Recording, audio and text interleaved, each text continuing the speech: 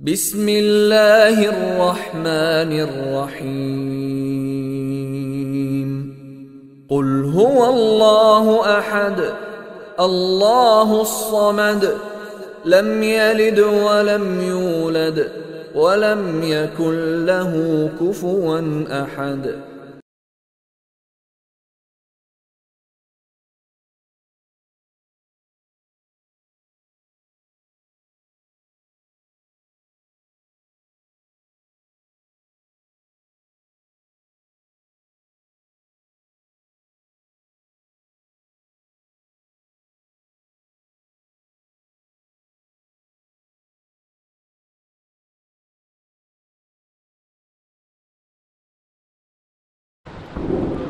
السلام عليكم ورحمة الله وبركاته.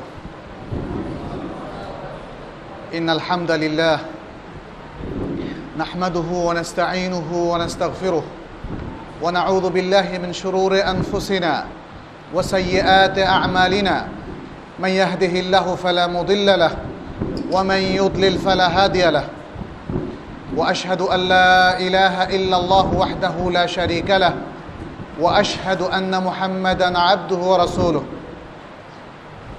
يا أيها الذين آمنوا اتقوا الله حق تقاته ولا تموتن إلا وأنتم مسلمون. يا أيها الناس اتقوا ربكم الذي خلقكم من نفس واحدة وخلق منها زوجها وبث منهما رجالًا كثيرًا ونساءً واتقوا الله الذي تساءلون به والأرحام إن الله كان عليكم رقيبا. يا أيها الذين آمنوا اتقوا الله وقولوا قولا سديدا يصلح لكم أعمالكم ويغفر لكم ذنوبكم ومن يطع الله ورسوله فقد فاز فوزا عظيما. أما بعد فإن أصدق الحديث كتاب الله وخير الهدي هدي محمد صلى الله عليه وسلم وشر الأمور محدثاتها وكل محدثة بدعة وكل بدعة ضلالة وكل ضلالة في النار. ثم أما بعد আজকের এই সুন্দর আয়োজন এবং মাহতি জলসার সম্মানিত সভাপতি এবং মাহাদুত তারবিয়া ওয়া তাকাফা আল ইসলামিয়ার বিভিন্ন পর্যায়ের শিক্ষকবৃন্দ এবং অত্র এলাকার সম্মানিত সুধী প্রিয় ছাত্ররা, সবাইকে স্বাগত জানাচ্ছি আজকের এই আলোচনায়, যার বিষয় নির্ধারণ করা হয়েছে আল কোরআন ও সহিহ সুন্নাহর আলোকে মুসলিম পরিবার। অত্যন্ত বড় একটা বিষয়, আমাদের সময় নির্ধারিত, এর মধ্যে গুরুত্বপূর্ণ পয়েন্টগুলো আপনাদের সাথে শেয়ার করব ইনশাআল্লাহ।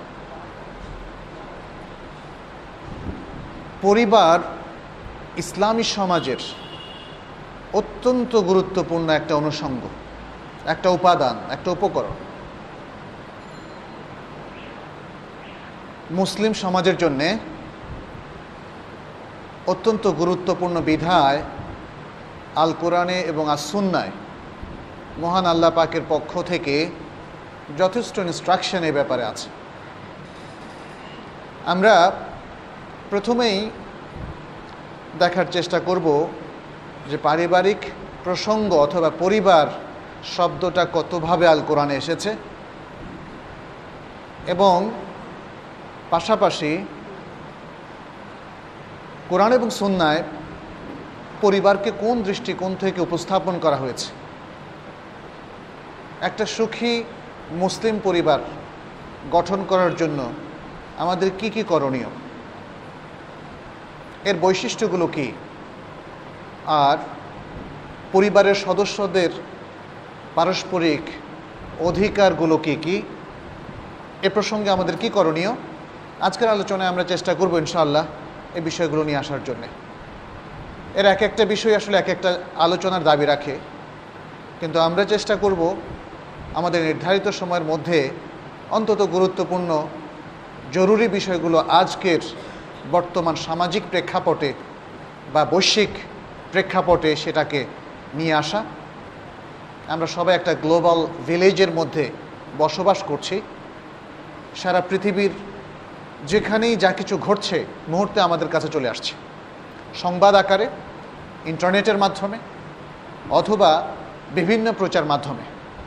ফলে শুধু লোকাল কিংবা স্থানীয় প্রেক্ষাপট সামনে রাখলেই হবে না, আমাদের জাতীয় প্রেক্ষাপট এবং আন্তর্জাতিক প্রেক্ষাপট সবটাকেই সামনে রাখতে হবে, কারণ সবগুলো প্রেক্ষাপটই আজকে আমাদের উপর প্রভাব বিস্তার করছে।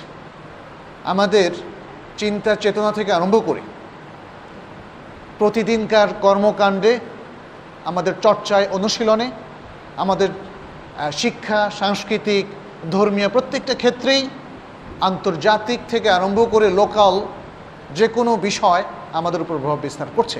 এই জন্য একজন সচেতন মানুষকে অবশ্যই সব কিছু সম্পর্কে সচেতন থাকতে হবে, যাতে সে তার নিজস্ব পরিচয়, তার যে আইডেন্টিটি যা মহান আল্লাহ তাআলা নির্ধারণ করে দিয়েছেন, সে তার সেই আইডেন্টিটিকে ধরে রাখতে পারে, আল্লাহর একজন প্রিয় বান্দা হিসাবে নিজেকে পরিচালিত করতে পারে এবং মুসলিম ফ্যামিলির একজন সক্রিয় সদস্য হিসাবে এই সমাজে নিজেকে সে ধরে রাখতে পারে।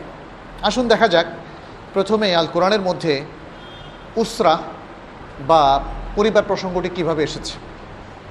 সেটি বলার আগে আমরা বলবো, পরিবার এর আরবি প্রতিশব্দ হচ্ছে আল উসরা, যেটা একটু আগে আমি বললাম, উসরা। কিন্তু আল কোরআনে উসরা শব্দটা ছাড়া আর অনেকগুলো শব্দ ব্যবহৃত হয়েছে। উসরা বা পরিবার বলতে বোঝায় আশিরাতুর রাজুল, কোনো ব্যক্তির নিকটাত্মীয়দেরকে, তার নিকটাত্মীয়। এই নিকটাত্মীয়র মধ্যে আছে মা বাবা, ভাই বোন, আত্মীয় স্বজন এবং আরও অনেকে।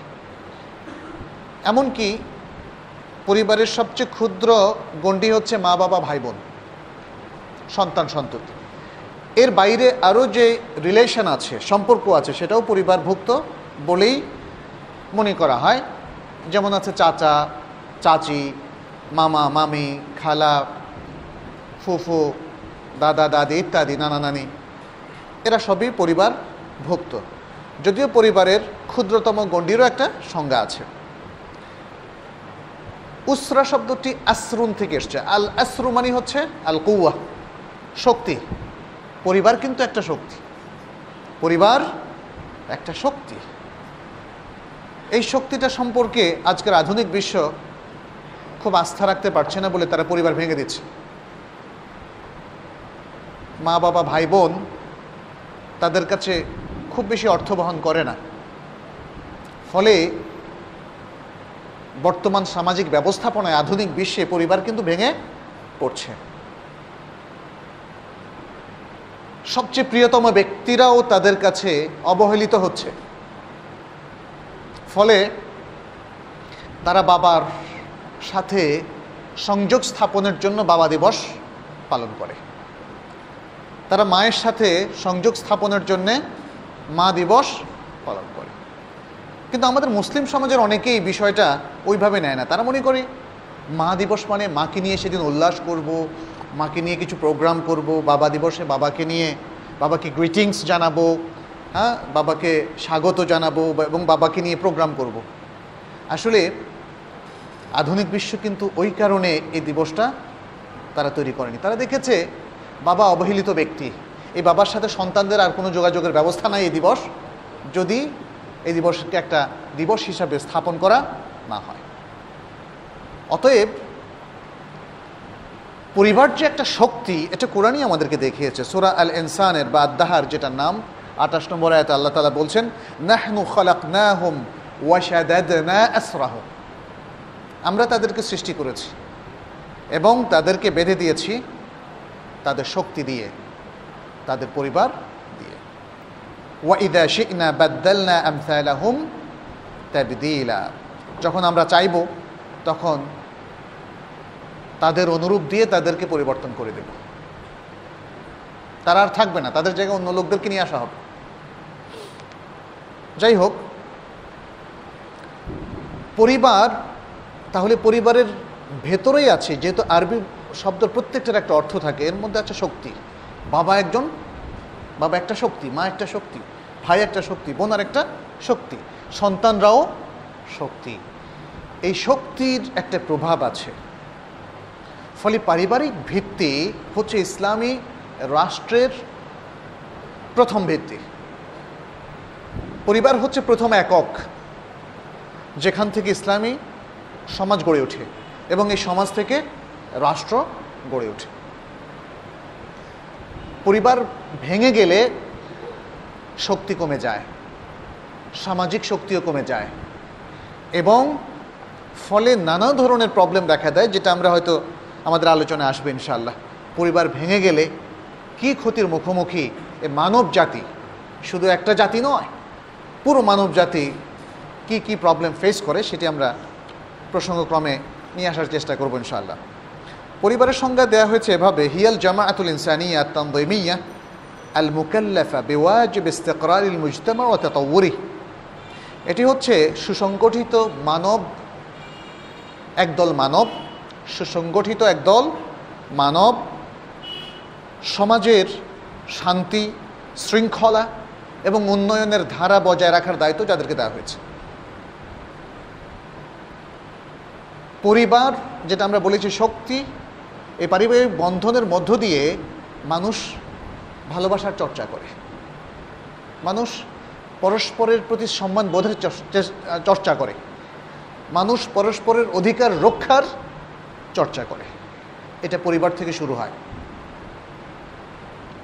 পরিবারের মধ্যে এক সদস্য আরেক সদস্যকে সম্মান করে, মায়া মহব্বত করে, ভালোবাসে এবং একে অন্যের অধিকার রক্ষা করে। ফলে সমাজের আর সব লোকদেরও সে সম্মান করতে শেখে, সে ভালোবাসতে শেখে, সে আর সবার অধিকারের প্রতি সচেতন হতে শেখে এবং আর সবার অধিকার রক্ষা করতে শেখে এবং নিজের স্বার্থ সে বিসর্জন দিয়ে অন্যের স্বার্থ রক্ষা করার জন্য সে আগ্রহী হতে শেখে। পারিবারিক বন্ধন কিন্তু এই সমস্ত শিক্ষার মূল।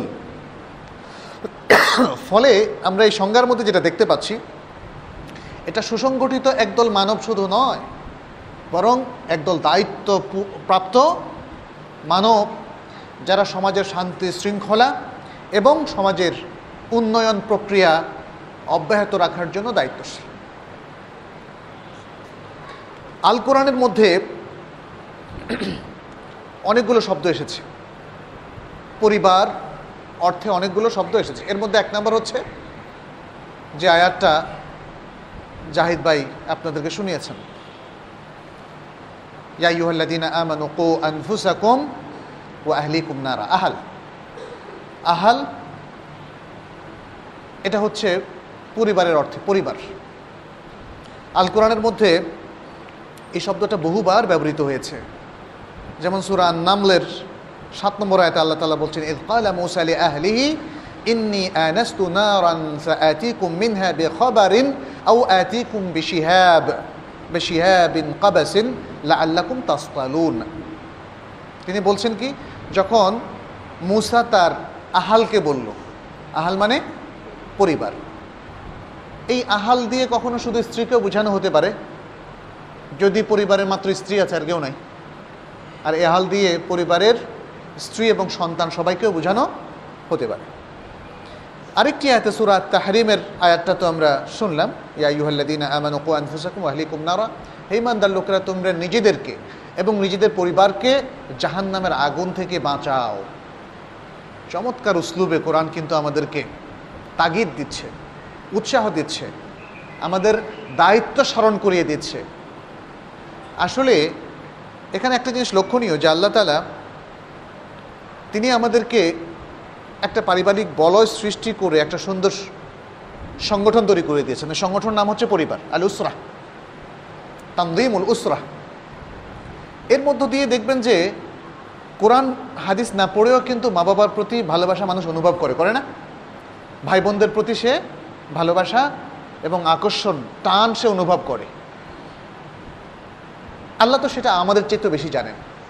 তিনি জানেন যে সন্তান যদি আগুনে পড়ে যায়, বাবা মা টেনে ধরবেন না? শুধু বাবা মা না, ভাইও তার ভাইকে রক্ষা করবে, ভাইও তার বোনকে রক্ষা করবে, বোন তার ভাইকে রক্ষা করবে। কিন্তু তারপরেও আল্লাহ তাআলা মানব জাতি যেহেতু তারা গাফেল, তাদেরকে এই সাবধান বাণীটা উচ্চারণ করে তাদেরকে সতর্ক করে দিলেন,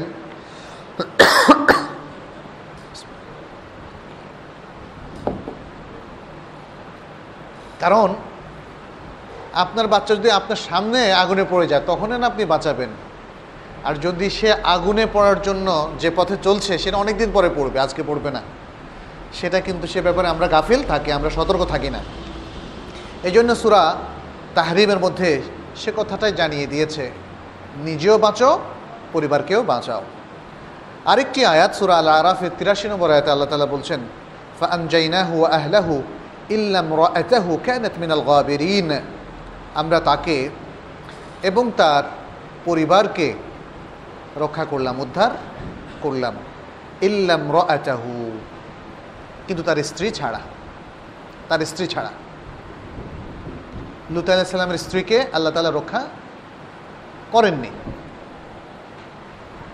এখানে একটি জিনিস লক্ষণীয়, তার পরিবারকে রক্ষা করলাম, তবে তার স্ত্রী ছাড়া। তাহলে বোঝা গেল যে স্ত্রী পরিবারের অন্তর্ভুক্ত। এই জন্য এখানে ইস্তেসনাটা জায়েজ হয়েছে যে তার স্ত্রী ছাড়া পরিবার আর সদস্যদেরকে আমরা উদ্ধার করলাম, তার স্ত্রীকে রক্ষা করা হলো না, যেহেতু সে মুমিন ছিল না, যেহেতু সে দ্বীনের পথে ছিল না।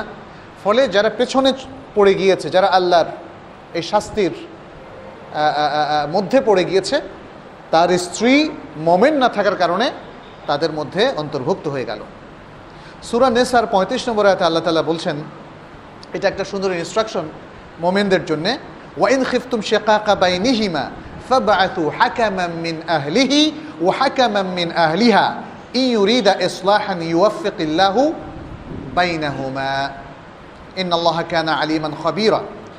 এটা স্বামী স্ত্রীর মধ্যে ঝগড়া লাগলে, এটা আজকে আমাদের একটা বড় ধরনের পারিবারিক সমস্যা। প্রায় প্রতিদিনই আমাদের কাছে এই সমস্যাগুলো আসে, তালাক, ঝগড়াঝাটি ইত্যাদি। এটা একটা বড় প্রসঙ্গ, পারিবারিক একটা প্রসঙ্গ, যেটা আলোচনা হওয়া উচিত। আমরা হয়তো আজকে আলাদা আলোচনা করতে পারবো না, তবে এখানে সামান্য একটু বলি। সেটি হচ্ছে, দেখেন, ইসলাম যে ইসলাহ চায়, সংশোধন চায়, ইসলাম মানুষের মধ্যে গড়তে চায়, ভাঙতে চায় না। পরিবার যখন গঠিত হয় সহজে সেটা যেন ভেঙে না পড়ে, ইসলাম সে ব্যবস্থা আমাদেরকে শিখিয়েছে, উদ্বুদ্ধ করছে। এই আয়াতটা হচ্ছে তার আরেকটা প্রমাণ। আল্লাহ তাআলা বলছেন, যদি তোমরা স্বামী স্ত্রী উভয়ের মধ্যে বিচ্ছিন্ন, ডিভোর্সের আশঙ্কা করো, তারা একে অন্য থেকে আলাদা হয়ে যাবে, এই আশঙ্কাটা যদি তোমরা করো, তাহলে সাথে সাথেই তাদেরকে বিভক্ত, বিচ্ছিন্ন হয়ে যেতে দিও না, বরং তোমরা কিছু ইনিশিয়েটিভ নাও, কিছু উদ্যোগ নাও, যাতে এই সংসারটা সহজে ভেঙে না পড়ে, সংসারটা যাতে টিকে যায়।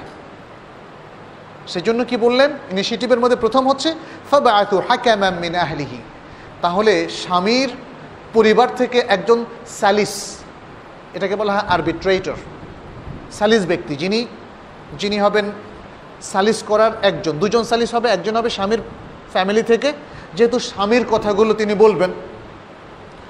ও হাকামান মিন আহলিহা, আর আরেকজন সালিস হবেন, হাকাম মানে বিচারক, হাকাম মানে রেফারি।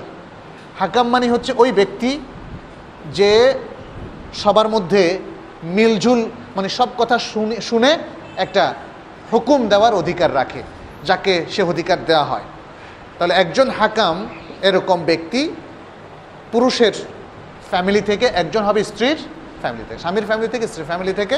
তাদেরকে নির্ধারণ করে পাঠাও, ই ইউরিদা ইসলাহান, যদি স্বামী স্ত্রী দুজনে ইসলাহ চায়, দুজনে মিলঝুল চায়, চুক্তি চায়, সংসারকে সংশোধন করতে চায়, তাহলে এই সুন্দর ব্যবস্থাপনা কার পক্ষ থেকে দেওয়া হলো? আল্লাহর পক্ষ থেকে। এখানে দেখেন পরিবারের কথা এসেছে, এবং শুধু আসেনি, পরিবারের অত্যন্ত গুরুত্বপূর্ণ একটা পয়েন্ট এখানে কোরআন তুলে ধরেছে। তাহলে কোরআন আমাদের পারিবারিক সংহতি যাতে বজায় থাকে তার ব্যাপারে কতটা সিরিয়াস।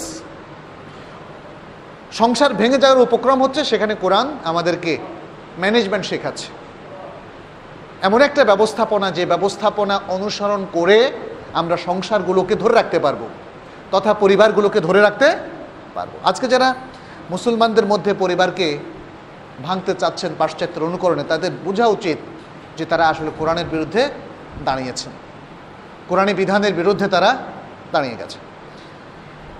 আচ্ছা, আরেকটি আয়াত সূরা আল আরাফের 123 নম্বর আয়াতে আল্লাহ তাআলা বলছেন, ক্বালা ফিরআউনু আমানতুম বিহি ক্বাবলা আন আযানা লাকুম ইন্না হাযা লামাকরুম মাকারতুমুহু ফিল মাদিনাতি লিতুখরিজু মিনহা আহলাহা ফাসাউফা তা'লামুন। এটি হচ্ছে ফিরআউনের সাথে মুসা আলাইহিস সালামের যে দ্বন্দ্ব হয়েছিল এবং ফিরআউন জাদুকরদেরকে ডেকেছিল। সে সমস্ত জাদুকররা যখন মুসা আলাইহিস সালামের মুজিজা দেখলেন, ঈমান আনলেন, তখন ফিরআউন এই কথাটি বলল, আমি তোমাদেরকে অনুমতি দেওয়ার আগেই তোমরা ঈমান এনে ফেললে। এটা হচ্ছে তোমাদের সেই ষড়যন্ত্র যা তোমরা সবাই মিলে, মুসা সহ সবাই মিলে এই শহরের মধ্যে তোমরা ষড়যন্ত্র করেছ যাতে শহর থেকে তার অধিবাসীদেরকে, শহরের পরিবার কারা? শহরের অধিবাসী, তাদেরকে তোমরা বের করে নাও। এটা হচ্ছে ফিরআউনের জেদের কথা, কারণ সে জানে এই লোকেরা তারই লোক, কিন্তু আল্লাহ তাআলা এই লোকদেরকে হেদায়েত দিয়েছেন।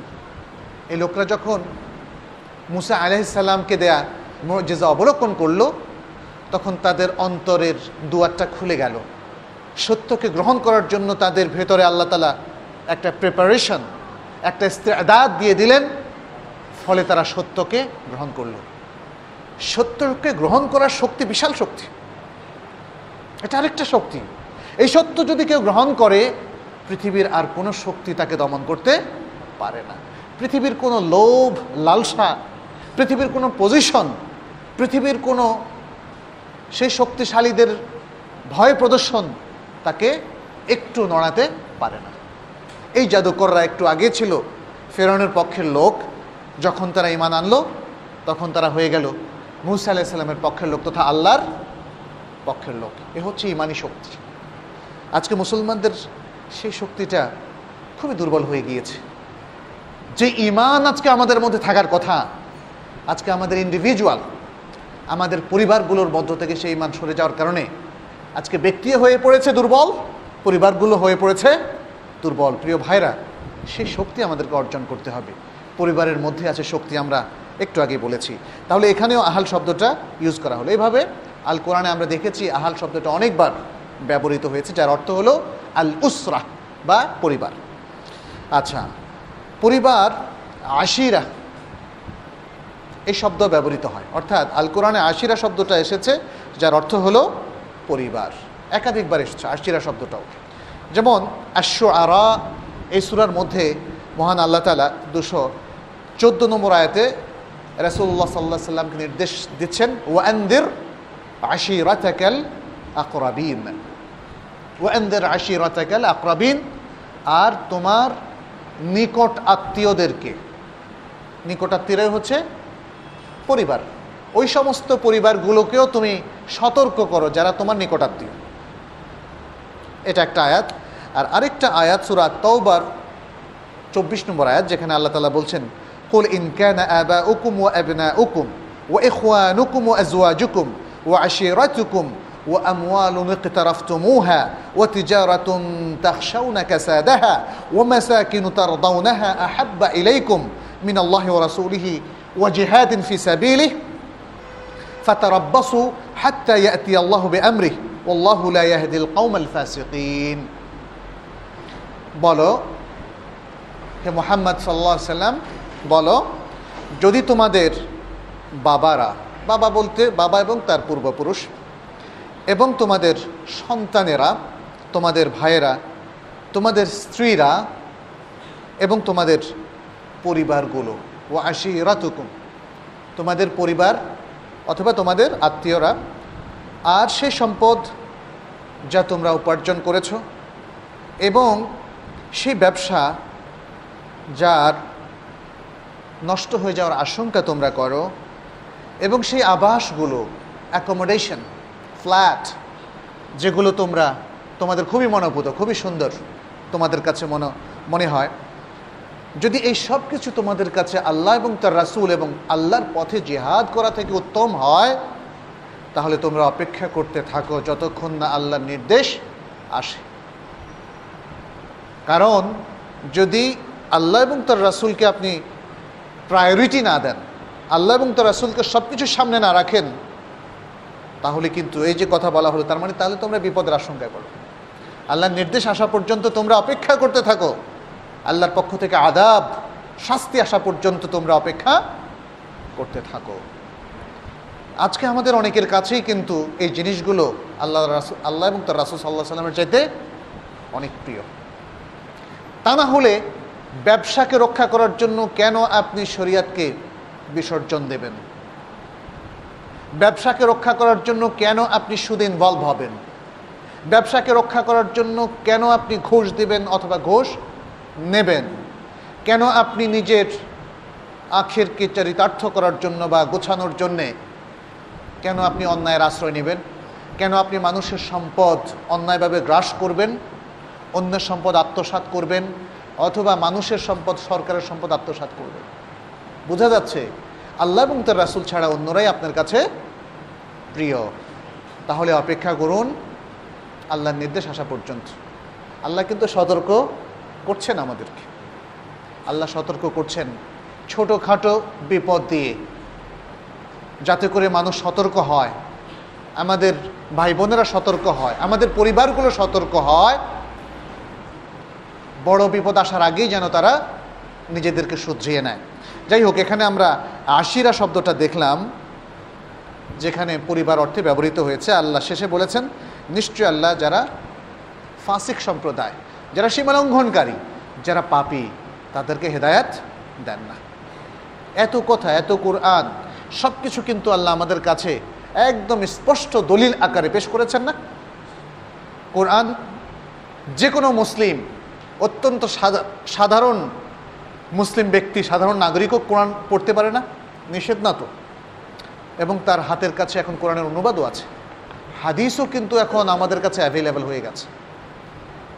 6টি বড় বড় গ্রন্থ ছাড়াও অনেক হাদিস গ্রন্থের অনুবাদ আমাদের হাতের কাছে এসে গেছে, অতএব দলিল এসে গেছে। কিন্তু আল্লাহ যে বলেছেন যারা ফাসিক তাদেরকে হেদায়েত দেন না, এ কারণে বহু পাপী ব্যক্তিরা হেদায়েত থেকে আজও বঞ্চিত। কিন্তু যারা হককে আবিষ্কার করতে চায়, ফেরাউনের সেই জাদুকরদের মতো, আল্লাহ আজও কিন্তু সুযোগটা রেখে দিয়েছেন। আগে হক গ্রহণের ব্যাপারে আমাদেরকে সিরিয়াস হতে হবে, আমাদের প্রত্যেক ব্যক্তিকে, পরিবারগুলোকে সিরিয়াস হতে হবে, তাহলে কিন্তু হক গ্রহণ করার সুযোগ আমাদের হবে ইনশাআল্লাহ। আচ্ছা, এরপর আরেকটি আয়াত আছে, সূরা আল হাজের 13 নম্বর আয়াত। আল্লাহ তাআলা বলছেন, ইয়াদউ লামান দাররুহু আকরাবু মিন নাফইহি লাবিসাল মাওলা ওয়া লাবিসাল আশির। এখানে আল আশির শব্দটা এসেছে। আমরা একটু দ্রুত আগাতে চাই, যেহেতু সামনে গুরুত্বপূর্ণ কথা রয়েছে। আরেকটা শব্দ আছে, তাহলে আমরা একটা পেলাম কি? আহাল। আরেকটা পেলাম কি? আশিরাহ অথবা আশির, আশিরাতুন অথবা আশির। তৃতীয় শব্দটা হচ্ছে রাহতুন। রাহতুন, রাহাতা, রাহতুন, এর অর্থ হচ্ছে উসরা বা পরিবার। সূরা হুদের 91 নম্বর আয়াতে আল্লাহ তাআলা বলছেন, ক্বালু ইয়া শুআইবু মা নাফকাহু কাসীরাম মিম্মা তাকুল ওয়া ইন্না লানারাকা ফীনা দাঈফা ওয়ালাউলা রাহতুকা লারাজামনাক ওয়া মা আনতা আলাইনা বিআজিজ। এটা শুআইব আলাইহিস সালামের যারা কওম ছিল, সব নবীর কওমরাই তো উল্টাপাল্টা করছে প্রচুর, তারাও নবীকে কিছুটা বিব্রত করার জন্য, এইগুলো হচ্ছে উল্টাপাল্টা কথা, আল্লাহ তাআলা সেটা তুলে দিয়েছেন যে আল্লাহ যাদেরকে হেদায়েত দেন না, হেদায়েত যাদের নসিব হয় না, তারা এক টাইপের বুদ্ধিজীবী। কিন্তু তারা এই ধরনের কথাবার্তা বলে। তারা কি বলতো? ইয়া শুআইব, হে শুআইব, মা নাফকাহু কাসীরাম মিম্মা তাকুল, তুমি যা বলছো তার অনেক কিছু আমরা বুঝি না, তার অনেক কিছুই আমরা বুঝি না। আর ওয়া ইন্না লানারাকা ফিনা দাঈফা, আমরা তো দেখছি যে তুমি আমাদের মধ্যে দুর্বল ব্যক্তি, এই দুর্বল ব্যক্তির কথাগুলো দুর্বল, আমরা অত কিছু বুঝি না, আমাদের জন্য বুদ্ধিবৃত্তিক কথা প্রয়োজন, অনেক শক্তিশালী কথা, জ্ঞানের কথা, তোমার কথাগুলো আমাদের বুঝে আসে না।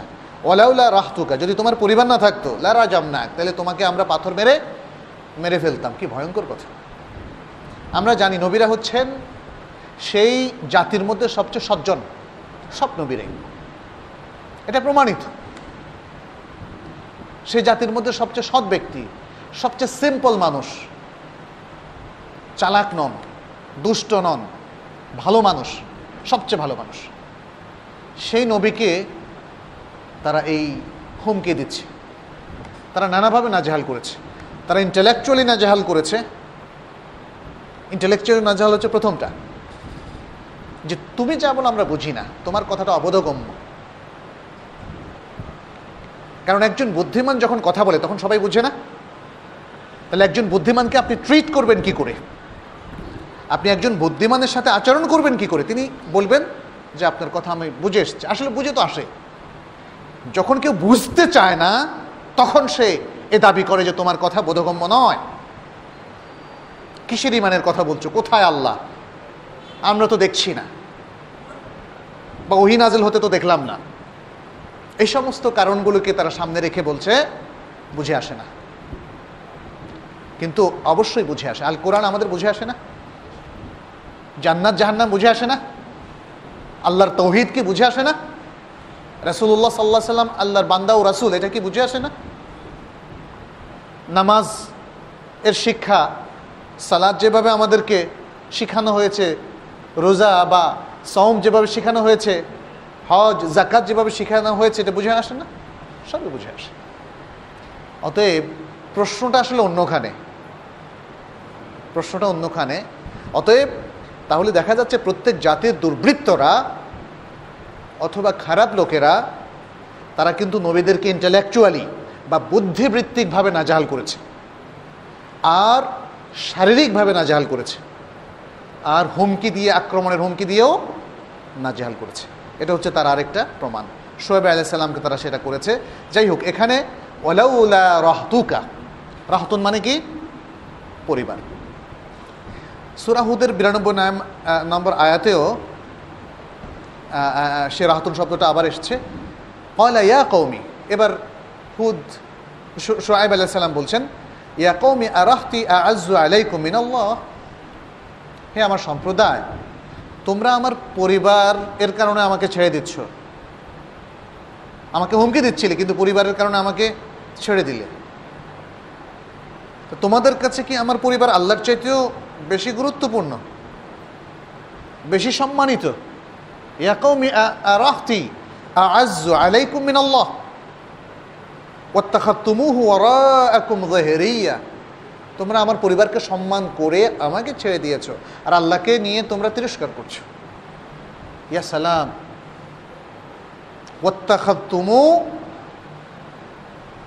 ওয়াত্তাখাযতুমুহু আই ওয়াত্তাখাযতুমুল্লাহ, আল্লাহকে তোমরা গ্রহণ করলে, ওয়ারাআকুম তোমাদের পেছনে, সাখরিয়া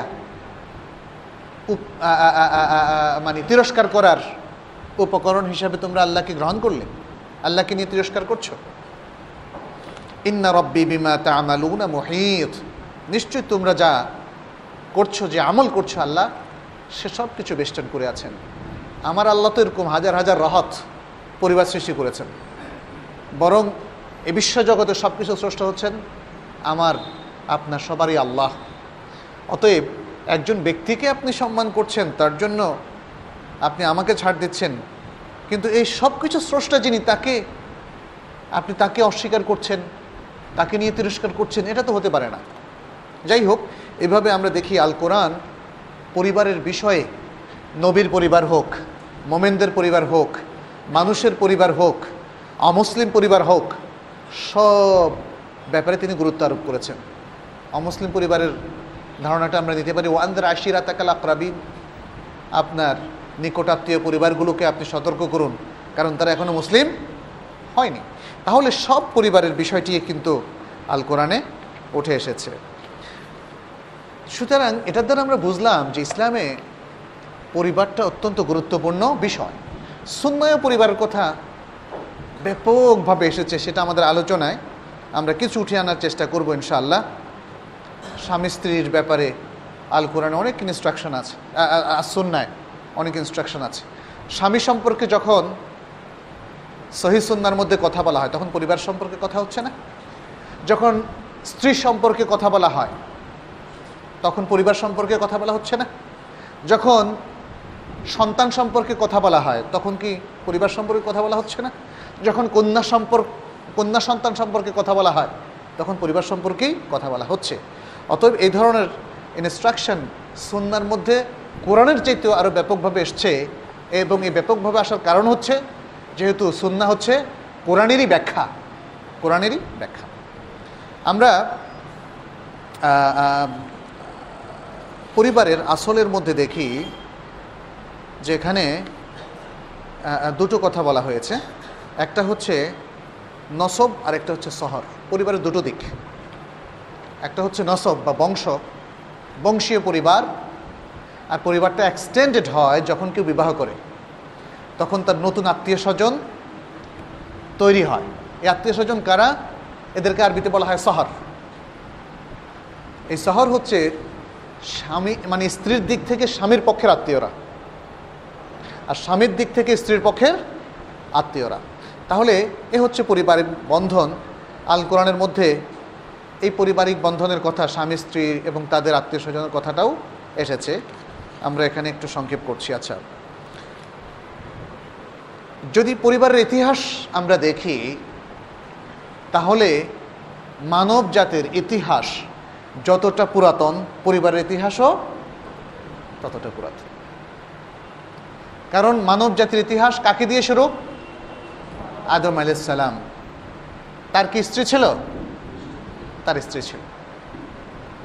আল্লাহ তাআলা সূরা নিসার প্রথম আয়াতেই কিন্তু সে ঘোষণা দিয়েছেন, ইয়া আইয়ুহান নাসু তাকু রাব্বাকুমুল্লাযী খালাকাকুম মিন নাফসিন ওয়াহিদা ওয়া খালাকা মিনহা যাওজাহা ওয়া বাথা মিনহুমা রিজালান কাসীরান ওয়া নিসাআ।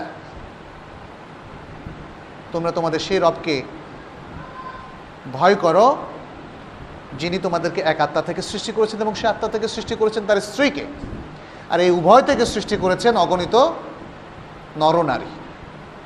তাহলে প্রথম যাকে সৃষ্টি করলেন তিনি হচ্ছেন আদম আলাইহিস সালাম, এবং তার থেকে সৃষ্টি করা হলো তার স্ত্রীকে। এই দুজন হলেন কি? স্বামী এবং স্ত্রী। স্বামী এবং স্ত্রী দিয়েই পরিবার শুরু।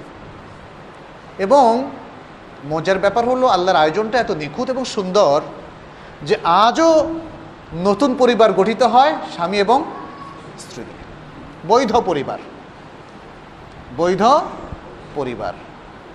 এই বৈধ পরিবারের সিস্টেমটাকেই তথাকথিত সভ্য সমাজ আজ ভাঙতে চাচ্ছে। অতএব আমরা সংক্ষেপে এটা বলবো, আপনারা মনে রাখবেন, মানব জাতির ইতিহাস যতটা পুরাতন, পরিবারের ইতিহাসও ততটা পুরাতন। অতএব যদি কেউ পরিবারকে ভাঙতে চায় তাহলে সে তার ঐতিহ্যকে ভাঙবে, সে তার মানব জাতির সবচেয়ে গুরুত্বপূর্ণ অংশটাকে ভাঙবে, সবচেয়ে গুরুত্বপূর্ণ বন্ধনটাকে ভাঙবে। এই বিষয়গুলো তাকে মনে রাখতে হবে। পরিবার ভাঙনের কারণে যে ক্ষতি হয় সেটা পাশ্চাত্যের অমুসলিম বড় বড় দার্শনিক কিংবা সমাজবিজ্ঞানীরাও কিন্তু ব্যাপকভাবে বলছেন। আমরা সুযোগ পেলে কিছু কোটেশন সেখান থেকে দেব। এই ইতিহাস সম্পর্কে, পরিবারের এই ইতিহাস সম্পর্কে আল কোরআন আমাদেরকে কাছে কিছু তুলে ধরেছে। সূরা আল বাকারার 30 নম্বর আয়াতে আল্লাহ তাআলা বলছেন, ওয়াইদ ক্বালা রাব্বুকা লিল মালাইকাতি ইন্নী জাইলুন ফিল আরদি খলিফা ক্বালু আতাজআলু ফিহা মান ইউফসিদু ফিহা ওয়া ইয়াসফিকু আদ-দিমা ওয়া নাহনু নুকদ্দিসু বিহামদিকা ওয়া নাহনু নুসাব্বিহু বিহামদিকা ওয়া নুকদ্দিসু লাক ক্বালা ইন্নী আ'লামু মা লা তা'লামুন। যখন তোমার রব মালাইকাদেরকে বললেন যে আমি জমিনে খলিফা সৃষ্টি করব। খলিফা হচ্ছে সেই প্রজন্ম যারা একের পর এক আসতে থাকবে, মানুষের কথা তিনি বলেছেন। কালু, তখন ফেরেশতারা বললেন, মালাইকারা বললেন কি, আপনি কি এই জমিনের মধ্যে এমন কিছু লোক তৈরি করবেন যারা সেখানে ফাসাদ করবে এবং যারা সেখানে রক্ত প্রবাহিত করবে, অথচ আমরাই তো আপনার প্রশংসা জ্ঞাপন করছি, তাসবিহ পাঠ করছি এবং আপনার পবিত্রতা ঘোষণা করছি। তিনি বললেন ইন্নী আ'লামু মা লা তা'লামুন। তাহলে ইন্নী জাইলুন ফিল আরদে খলিফা শুরু হলো কাকে দিয়ে? আদম আলাইহিস সালামকে দিয়ে। এবং সূরা আল মাইদার আদম আলাইহিস সালাম ঘটনা এর পরের আয়াতগুলোতে কিন্তু আরও ডিটেলস আছে, কিভাবে শুরু হলো, তারা জান্নাতে কিভাবে থাকলো, জান্নাত থেকে জমিনে কি করে আসলো, পুরো ঘটনাটা আছে, এটা আপনারা সবাই জানেন।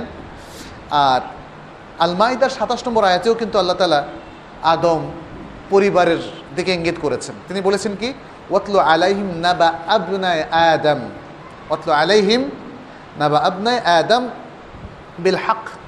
তাদের কাছে, এই লোকজনের কাছে আদমের 2 সন্তানের ঘটনা সত্য সত্যই তুমি বর্ণনা করে দাও। তাহলে আদমের আমরা পেলাম কি, তিনি, তার স্ত্রী এবং তার 2 সন্তান, এগুলো কিন্তু কোরআনেই আমরা পেয়ে গেলাম।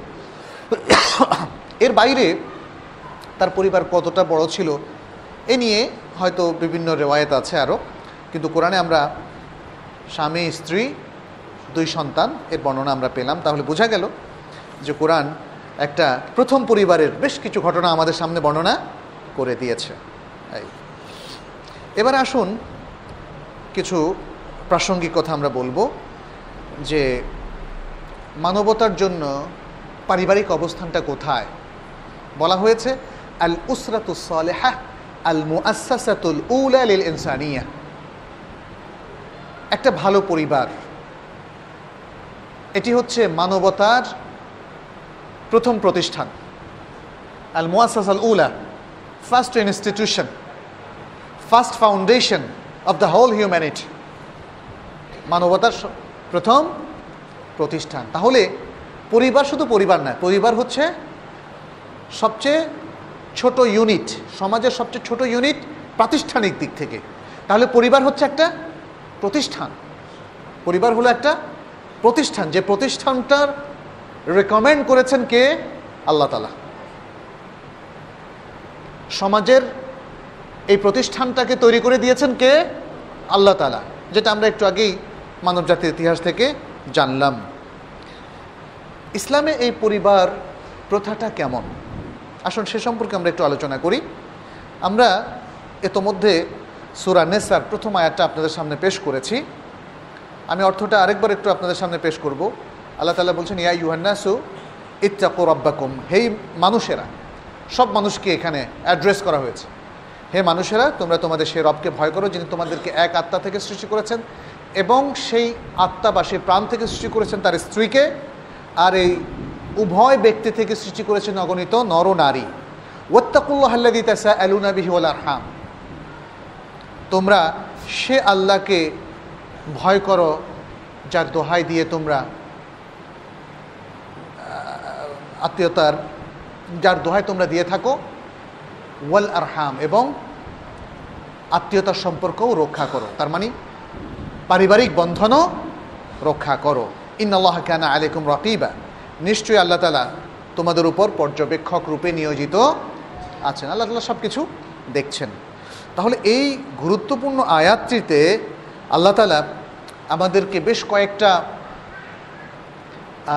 আল হাকায়েক আল বাসিতা, আল হাকায়েক আল ফিতরিয়া, মানে নেচারাল কিছু হাকিকতের দিকে আমাদের দৃষ্টি আকর্ষণ করেছেন।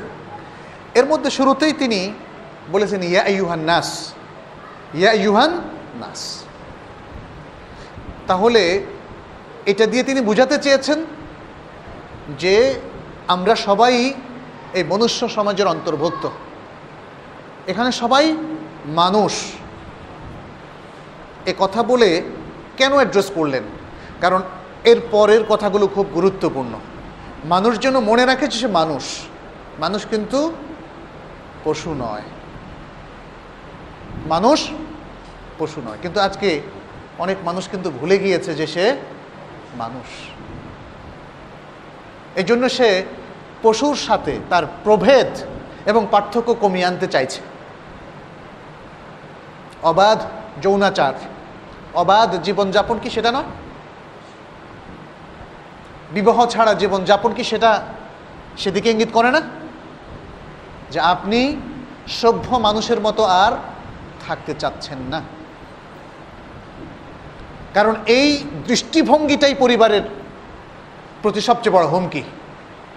আপনি আর সভ্য মানুষের মতো থাকতে চাচ্ছেন না বলে পারিবারিক বন্ধনের মধ্যে আবদ্ধ হতে চাচ্ছেন না। পারিবারিক বন্ধন তৈরি করার আগেই আপনি পশুত্বের জীবনযাপন এখতিয়ার করছেন। আল্লাহ তাআলা এই জন্যই বলছেন ইয়া আইয়ুহান নাস, হে মানুষেরা।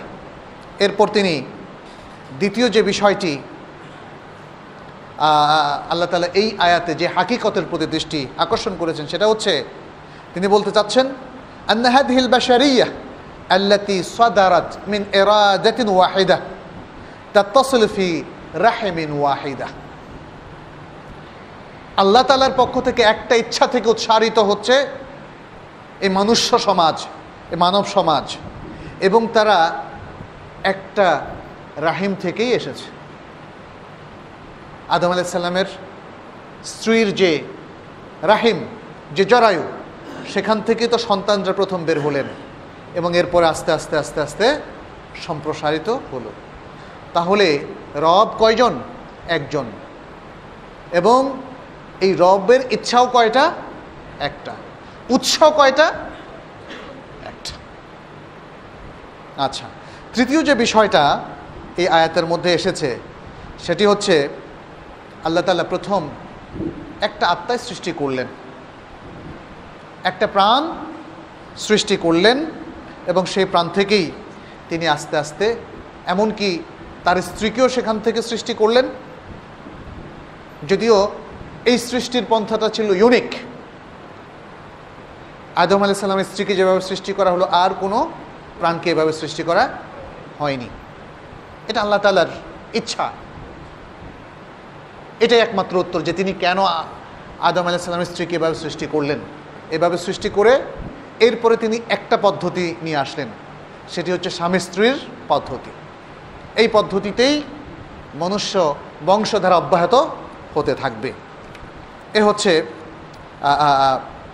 সংক্ষিপ্তভাবে এই আয়াতের আলোকে তিনটা হাকিকত যেদিকে আপনাদের দৃষ্টি আমরা আকর্ষণ করলাম। এর মধ্য দিয়ে আল্লাহ তাআলা মনুষ্য সমাজের একটা ধারা উন্মোচন করলেন এবং শুরু করে দিলেন, যেই ধারাটা তার নির্দেশ অনুযায়ী কিয়ামত পর্যন্ত চলতে থাকবে। এই ধারা যারা ব্যাহত করবে তারা আল্লাহর নির্দেশনা থেকে বের হয়ে গেল, তারা শরিয়ত থেকে বের হয়ে গেল, তারা দ্বীন থেকে বের হয়ে গেল, তারা ইসলাম থেকে বের হয়ে গেল। এজন্য আল উসরাতু কায়দাতুত তাকওয়িন আল উলা, মনুষ্য সমাজের প্রথম ফাউন্ডেশন হচ্ছে আল উসরা বা নিজামুল উসরা, পরিবার পদ্ধতি। আচ্ছা,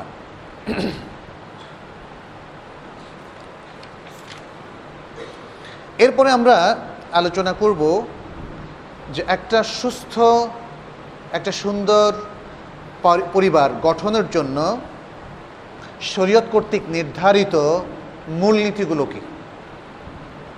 এটা খুব গুরুত্বপূর্ণ একটা বিষয়। এক নম্বর হচ্ছে পরিবার হচ্ছে একটা সামাজিক বন্ধন। পরিবার হচ্ছে একটা সামাজিক বন্ধন। অতএব এই সামাজিক বন্ধনকে ধরে রাখতে হবে।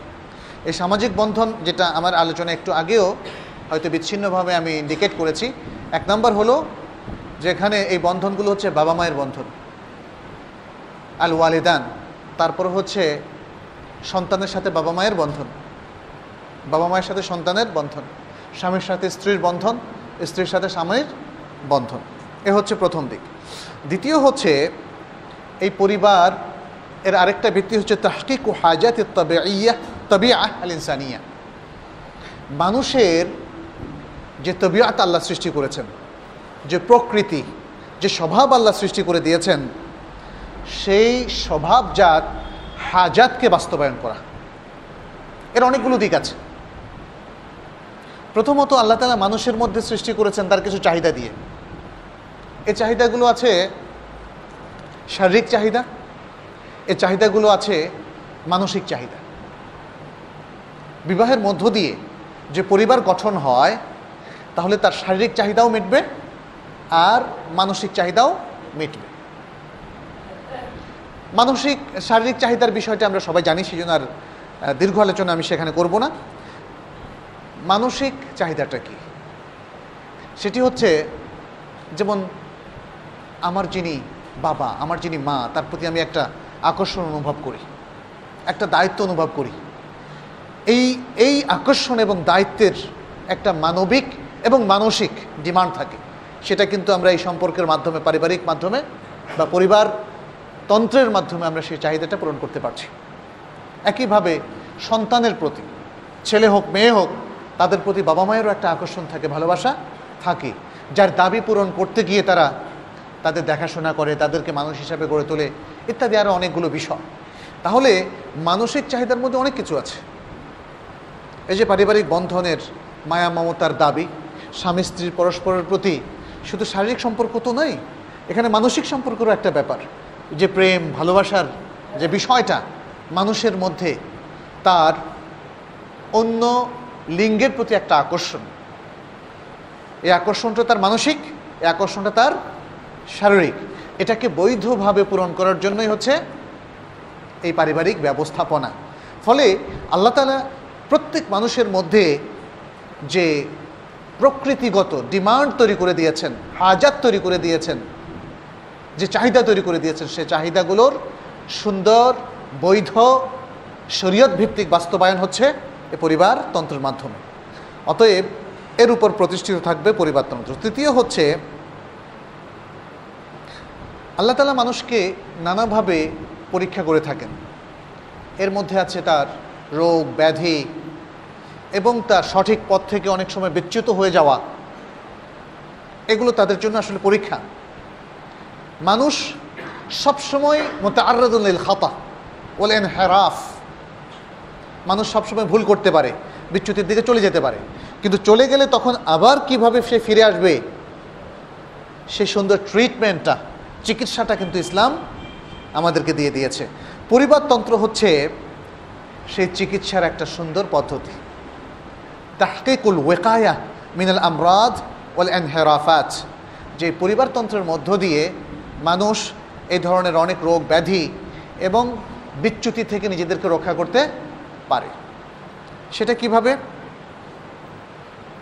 কারণ হচ্ছে মানুষ যদি অবাধ জীবনযাপনে সে অভ্যস্ত হয়ে পড়ে, অবাধ যৌনাচারে সে অভ্যস্ত হয়ে পড়ে, তখন নানা রকমের রোগ ব্যাধির সে শিকার হয়।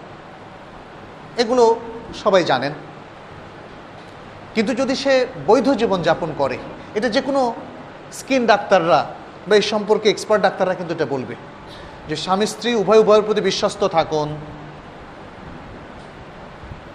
স্বামী স্ত্রী নিজেদের বাইরে আর কোনো খারাপ চর্চা করবেন না, বিবাহ বহির্ভূত কোনো খারাপ কাজ করবেন না, বিবাহের আগেও নয় পরেও নয়।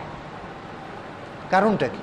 কারণ যখনই কোনো ব্যক্তি অবাধ মেলামেশায় অভ্যস্ত হয়ে যাবে, তখনই তার প্রচুর এরকম বিভিন্ন রোগে ভুক্ত হওয়ার বা আক্রান্ত হওয়ার সম্ভাবনা বেড়ে যাবে। এ প্রসঙ্গে বিদেশের অনেক ডাক্তারের সাথে আমার ব্যক্তিগত কথা হয়েছে। এমন অনেক কাহিনী শোনালেন, অদ্ভুত অদ্ভুত সব কাহিনী।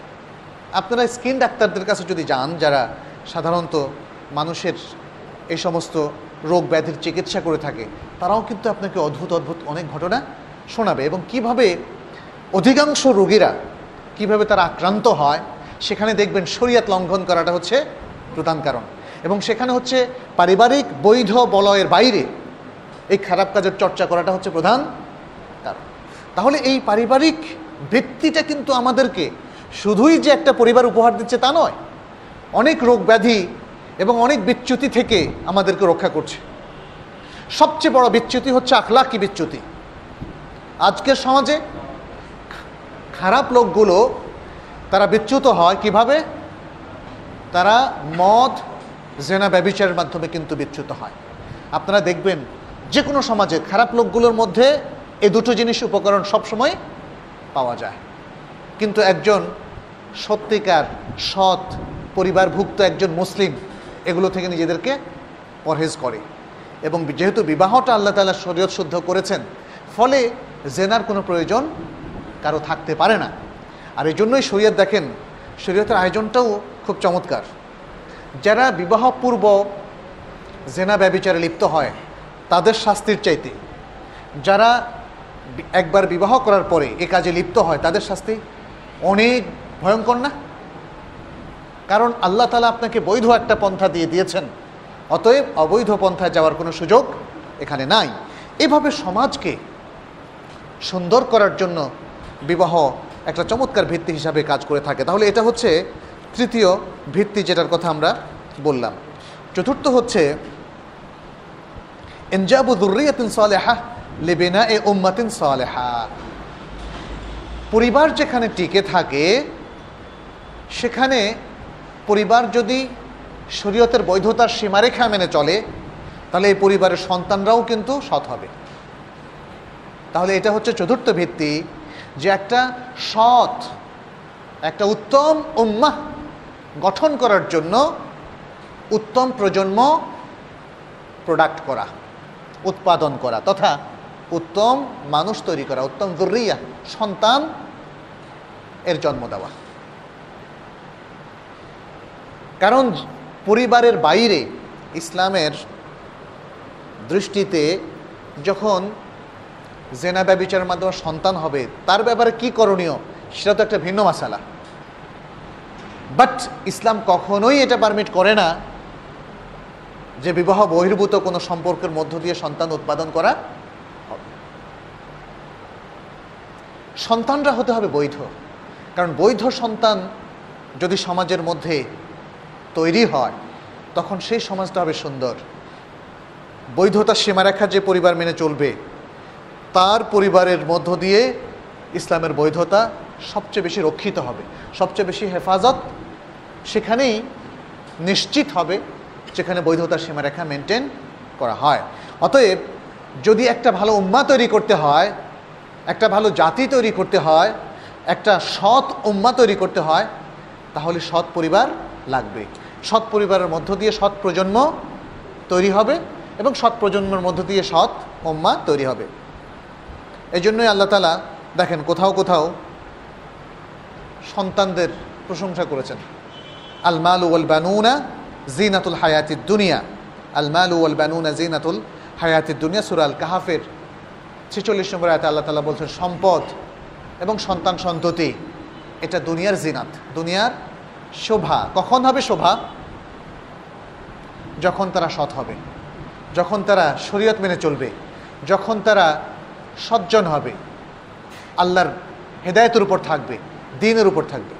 আর যদি সেটা ভুল পথে পরিচালিত হয় তখন সম্পদ এবং সন্তান সন্ততি সবই হবে কি ফিতনা, যেটা অন্য আয়াতে বলা হয়েছে। আচ্ছা, পঞ্চম যে মূলনীতি সেটি হচ্ছে তাতবিকু মাবাদি ইসলামিয়া ওয়া সুন্নাহ নাবাউইয়া। তাতবিকু মাবাদি ইসলামিয়া ওয়া সুন্নাহ নাবাউইয়া। পরিবারগুলোর প্রধান কাজের মধ্যে একটা কাজ, এটাকে আপনি বৈশিষ্ট্য বলতে পারেন, সেটি হচ্ছে ইসলামী মূলনীতি এবং নবী সাল্লাল্লাহু আলাইহি ওয়াসাল্লামের সুন্নাহকে তারা প্রতিষ্ঠিত করবে। ইসলামী মূলনীতি এবং নবী সাল্লাল্লাহু আলাইহি ওয়াসাল্লামের সুন্নাহকে তারা মেনে চলবে।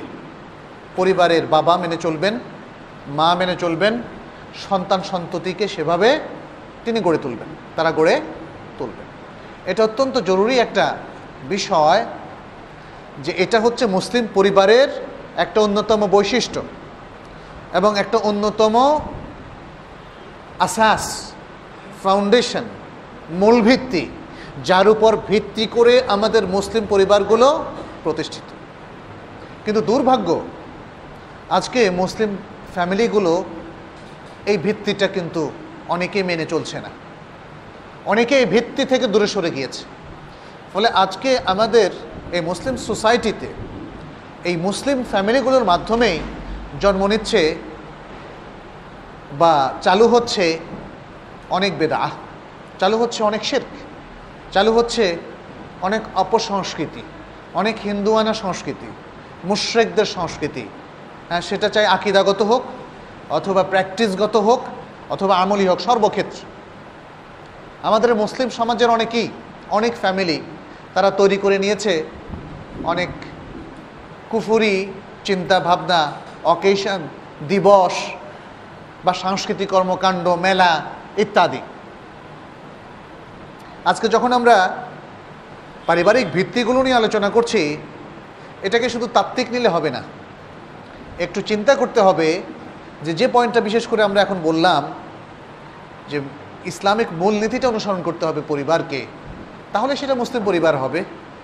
কারণ যে পরিবার ইসলামিক মূলনীতি অনুসরণ করছে না, তারা গড্ডালিকা প্রবাহে নিজেদেরকে গা ভাসিয়ে দিচ্ছে।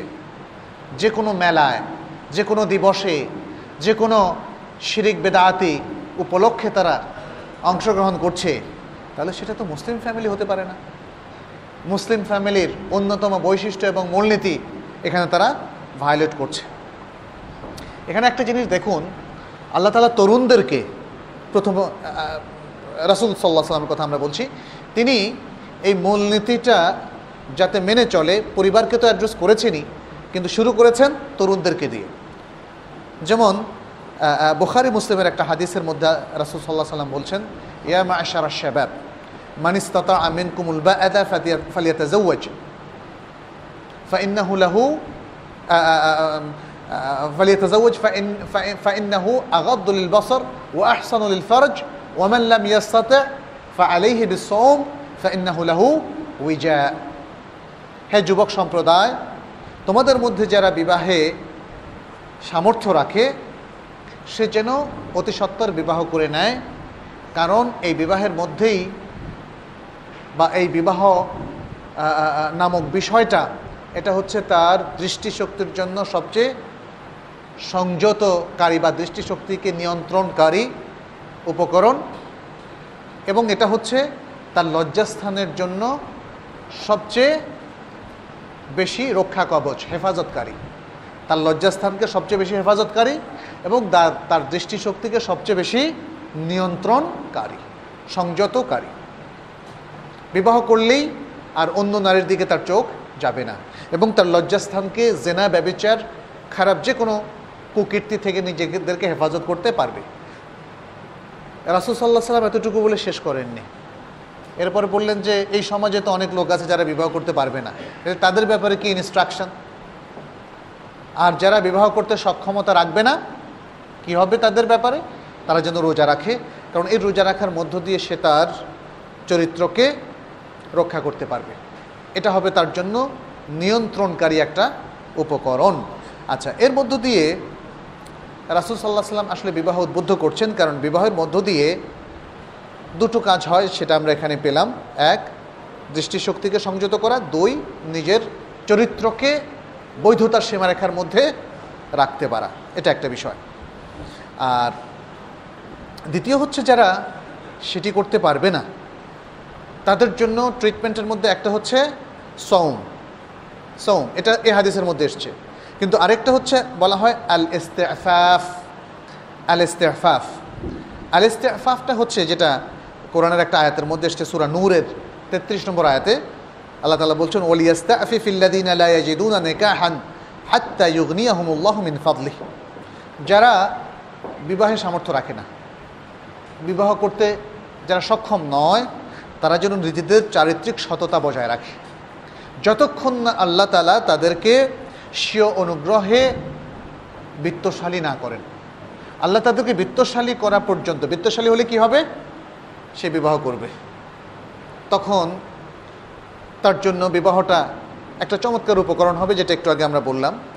তার আগ পর্যন্ত সে নিজেকে ধরে রাখবে চারিত্রিক সততার মধ্যে। এবং তার জন্য আরেকটা পন্থা হচ্ছে সিয়াম। আচ্ছা, তৃতীয় আরেকটা, সেটা অন্য আয়াতে এসেছে, আরেকটা মানে যারা বিবাহ করতে পারবে না তাদের ব্যাপারে করণীয় আরেকটা কোরআন বলে দিয়েছে, আর হাদিসও এসেছে। যেমন কোরআন কি বলেছে এখানে, সূরা নূরের 32 নম্বর আয়াতে, ওয়ানকিহুল আয়ামা মিনকুম ওয়াস-সালিহিনা মিন ইবাদিকুম ওয়া ইমাইকুম। তোমাদের অবিবাহিতা মেয়েদেরকে তোমরা বিয়ে দিয়ে দাও, এবং তোমাদের দাসদের ও দাসীদের মধ্য থেকে যারা উপযুক্ত তাদেরকেও বিবাহ দিয়ে দাও।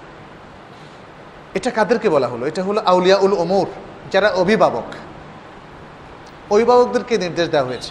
আগের দুটো নির্দেশ ছিল ব্যক্তি স্বয়ং যে বিবাহের সামর্থ্য রাখে না। আর এটা হচ্ছে অভিভাবকদেরকে বলা হচ্ছে, অভিভাবকরা যেন অনেক দিন অপেক্ষা না করেন। আজকে এখানেও কিন্তু আমাদের অভিভাবকদের জন্য বেশ কিছু ইনস্ট্রাকশন আছে। অনেক অভিভাবকরা বলেন তুমি চাকরি করার আগ পর্যন্ত তোমার বিয়ে শাদী হবে না, খাওয়াবে কি? কিন্তু 30-40 বছর আগে একটু ফিরে যান, দেখবেন যে তখন সন্তান যখন বালেগ হতো, 20-22 বছর হতো, তখনই কিন্তু বাবা মায়েরা তার বিবাহের ব্যবস্থা করতেন ছেলেদের ক্ষেত্রে, আর মেয়েদের ক্ষেত্রে আরও অল্প বয়সে বিবাহের ব্যবস্থা করতেন। ফলে তখনকার সমাজে আজকের সমাজের মতো এত অবাধ মেলামেশা তৈরি হয়নি। মানুষ তার আখলাককে রক্ষা করতে পারত এই বিবাহের মাধ্যমে। আর আজকে যেমন ধরুন মানুষ সভ্য হয়েছে বলে দাবি করে, মানুষের সুযোগ সুবিধা বেড়েছে, শিক্ষার সুযোগ বেড়েছে, কিন্তু এর সাথে অবাধ মেলামেশা কিন্তু বেড়ে গেছে, জেনা ব্যভিচার বেড়ে গেছে। আমি উত্তরার একটা পার্কে একদিন বিকেলে হাঁটছিলাম, একটা ছেলে, সে সবসময় নামাজে দেখি তাকে, আলহামদুলিল্লাহ, ও সে আমাকে বলল যে স্যার একটা ব্যাপারে একটু জিজ্ঞেস করবো। আমি বললাম বলো কি? হাঁটতে হাঁটতে বললো যে আমি তো বিবাহ করতে চাই, আমার বাবা রাজি হচ্ছে না। সে MBA করতেছে, মানে তার অনার্স শেষ, এখন MBA করছে। তো বললাম যে কেন? বললো যে আসলে বাবা বলছে আমি ভালো চাকরি করা পর্যন্ত যেন বিবাহ না করি, কিন্তু আমার বিবাহ তো জরুরি। তখন আমাকে সে জিজ্ঞেস করলো আমার ট্রিটমেন্টটা কি হতে পারে, বেশ কিছু আরও প্রশ্ন করলো, সেটা আমি নাই বা বললাম। তো এখানে অভিভাবকের সাথে আমার কথা হয়নি তার, কিন্তু এখানে তো নিশ্চয় অনেক অভিভাবক আছেন, এবং আজকের এই আলোচনার মধ্য দিয়ে আমরা অভিভাবকদের কাছে ইসলামের এই তৃতীয় নির্দেশটা তাদের কাছে পৌঁছে দিতে চাই যে আপনার সন্তান একটা ভালো চাকরি করবে সে পর্যন্ত আপনি অপেক্ষা করবেন, কিন্তু আপনি প্রলয় ঠেকাবেন কি করে? চোখ বুজে থাকলে কি প্রলয় ঠেকে থাকবে? ধ্বংস কি স্টপ হয়ে থাকবে? অবশ্যই না। এই সন্তান যদি চারিত্রিক সততা হারা, আজকাল ছেলে মেয়েদেরকে অনেক বয়স পর্যন্ত রেখে দেওয়া হচ্ছে, অথবা মেয়েরা নিজের ইচ্ছায় ভাবছে যে আমি মাস্টার্সটা পাশ করি, PhD পাশ করি। অনেক ক্ষেত্রে দেখা যায় মানুষের একটা সামাজিক বিষয় তো আছে, আপনার ইচ্ছায় তো আর পাত্র আসবে না বা পাত্রী আসবে না। এখানে অনেকগুলো সামাজিক ফ্যাক্টর কাজ করে, মানুষের সাইকোলজি কাজ করে, মানুষের চাহিদা কাজ করে। ফলে আপনি নিজের ইচ্ছায় নিজের ভুবন তৈরি করতে চাইলেও সেটা পারবেন না। তাছাড়া আল্লাহর পক্ষ থেকে ডিভাইন বা আল্লাহ প্রদত্ত রব্বানি কিছু নিয়ম কানুন দেওয়া আছে, সেগুলো ভায়োলেট করলে আপনি আপনার মতো করে আপনার জীবনের সৌধ, আপনার সংসার আপনি ওইভাবে গঠন করতে পারবেন না। ফলে যে শরিয়া যে কথাটা বলেছে, আমরা অভিভাবকদের কাছে সে আবেদন রাখতে চাই যে সন্তানদের দ্রুত বিবাহের ব্যবস্থা করবেন। অসুবিধাটা কোথায়? যদি সবাই মিলে আমরা হেল্প করি, তাহলে ছেলে মেয়েদের পড়াশোনা শেষ করতে যদি কিছু সময় লেগেও যায়, করবে, অসুবিধা কি? মেয়েরাও পর্দাপশিদা ঠিক রেখে তাদের পড়াশোনাটা তারা কমপ্লিট করতে পারবে। আজকাল তো মেয়েদের জন্য আলাদা ইউনিভার্সিটি, কলেজ, প্রতিষ্ঠান, মাদ্রাসা সবই তৈরি হয়েছে, আর ছেলেদের ক্ষেত্রে তো কোনো সমস্যাই নেই। সমস্যা হচ্ছে আমাদের মানসিকতার। আমরা একটা দীর্ঘ বয়স পর্যন্ত ছেলে মেয়েদেরকে বিবাহে দেরি করাচ্ছি, ফলে এটা কিন্তু পারিবারিক বন্ধনের ক্ষেত্রে একটা বড় ধরনের প্রভাব ফেলছে। এবং সেটা হচ্ছে অনেকেই বিবাহ করছেন অনেক দেরিতে বিবাহ করার কারণে তাদের কিন্তু সাইকোলজিক্যাল অনেক প্রবলেম দেখা দিচ্ছে।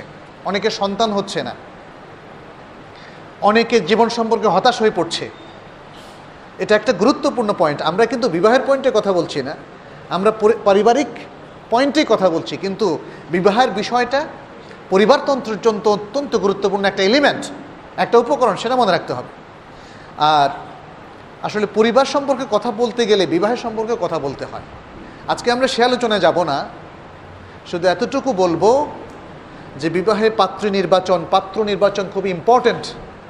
কারণ এই পাত্রপাত্রী মিলে যেই সম্বন্ধটা তৈরি হবে, এর মধ্য দিয়ে একটা নতুন পরিবার জন্ম নেবে এবং তাদের সন্তানরা একটা বৈধ প্রক্রিয়ার মধ্যে আসবে, অতএব পরিবারটা যেন সুন্দর হয়, পাত্রপাত্রী যেন তারা যেন একে অপরের জন্য পরিপূরক হয়, যেন ভবিষ্যৎ প্রজন্ম গড়ার ক্ষেত্রে, তাদেরকে ভালো তারবিয়ত দেওয়ার ক্ষেত্রে, প্রজন্মের জন্ম দেওয়ার ক্ষেত্রে তারা যেন খুব চমৎকারভাবে তাদের নিজ নিজ দায়িত্ব পালন করতে পারে, এজন্য বিবাহের শুরু থেকেই গুরুত্ব দিতে হবে।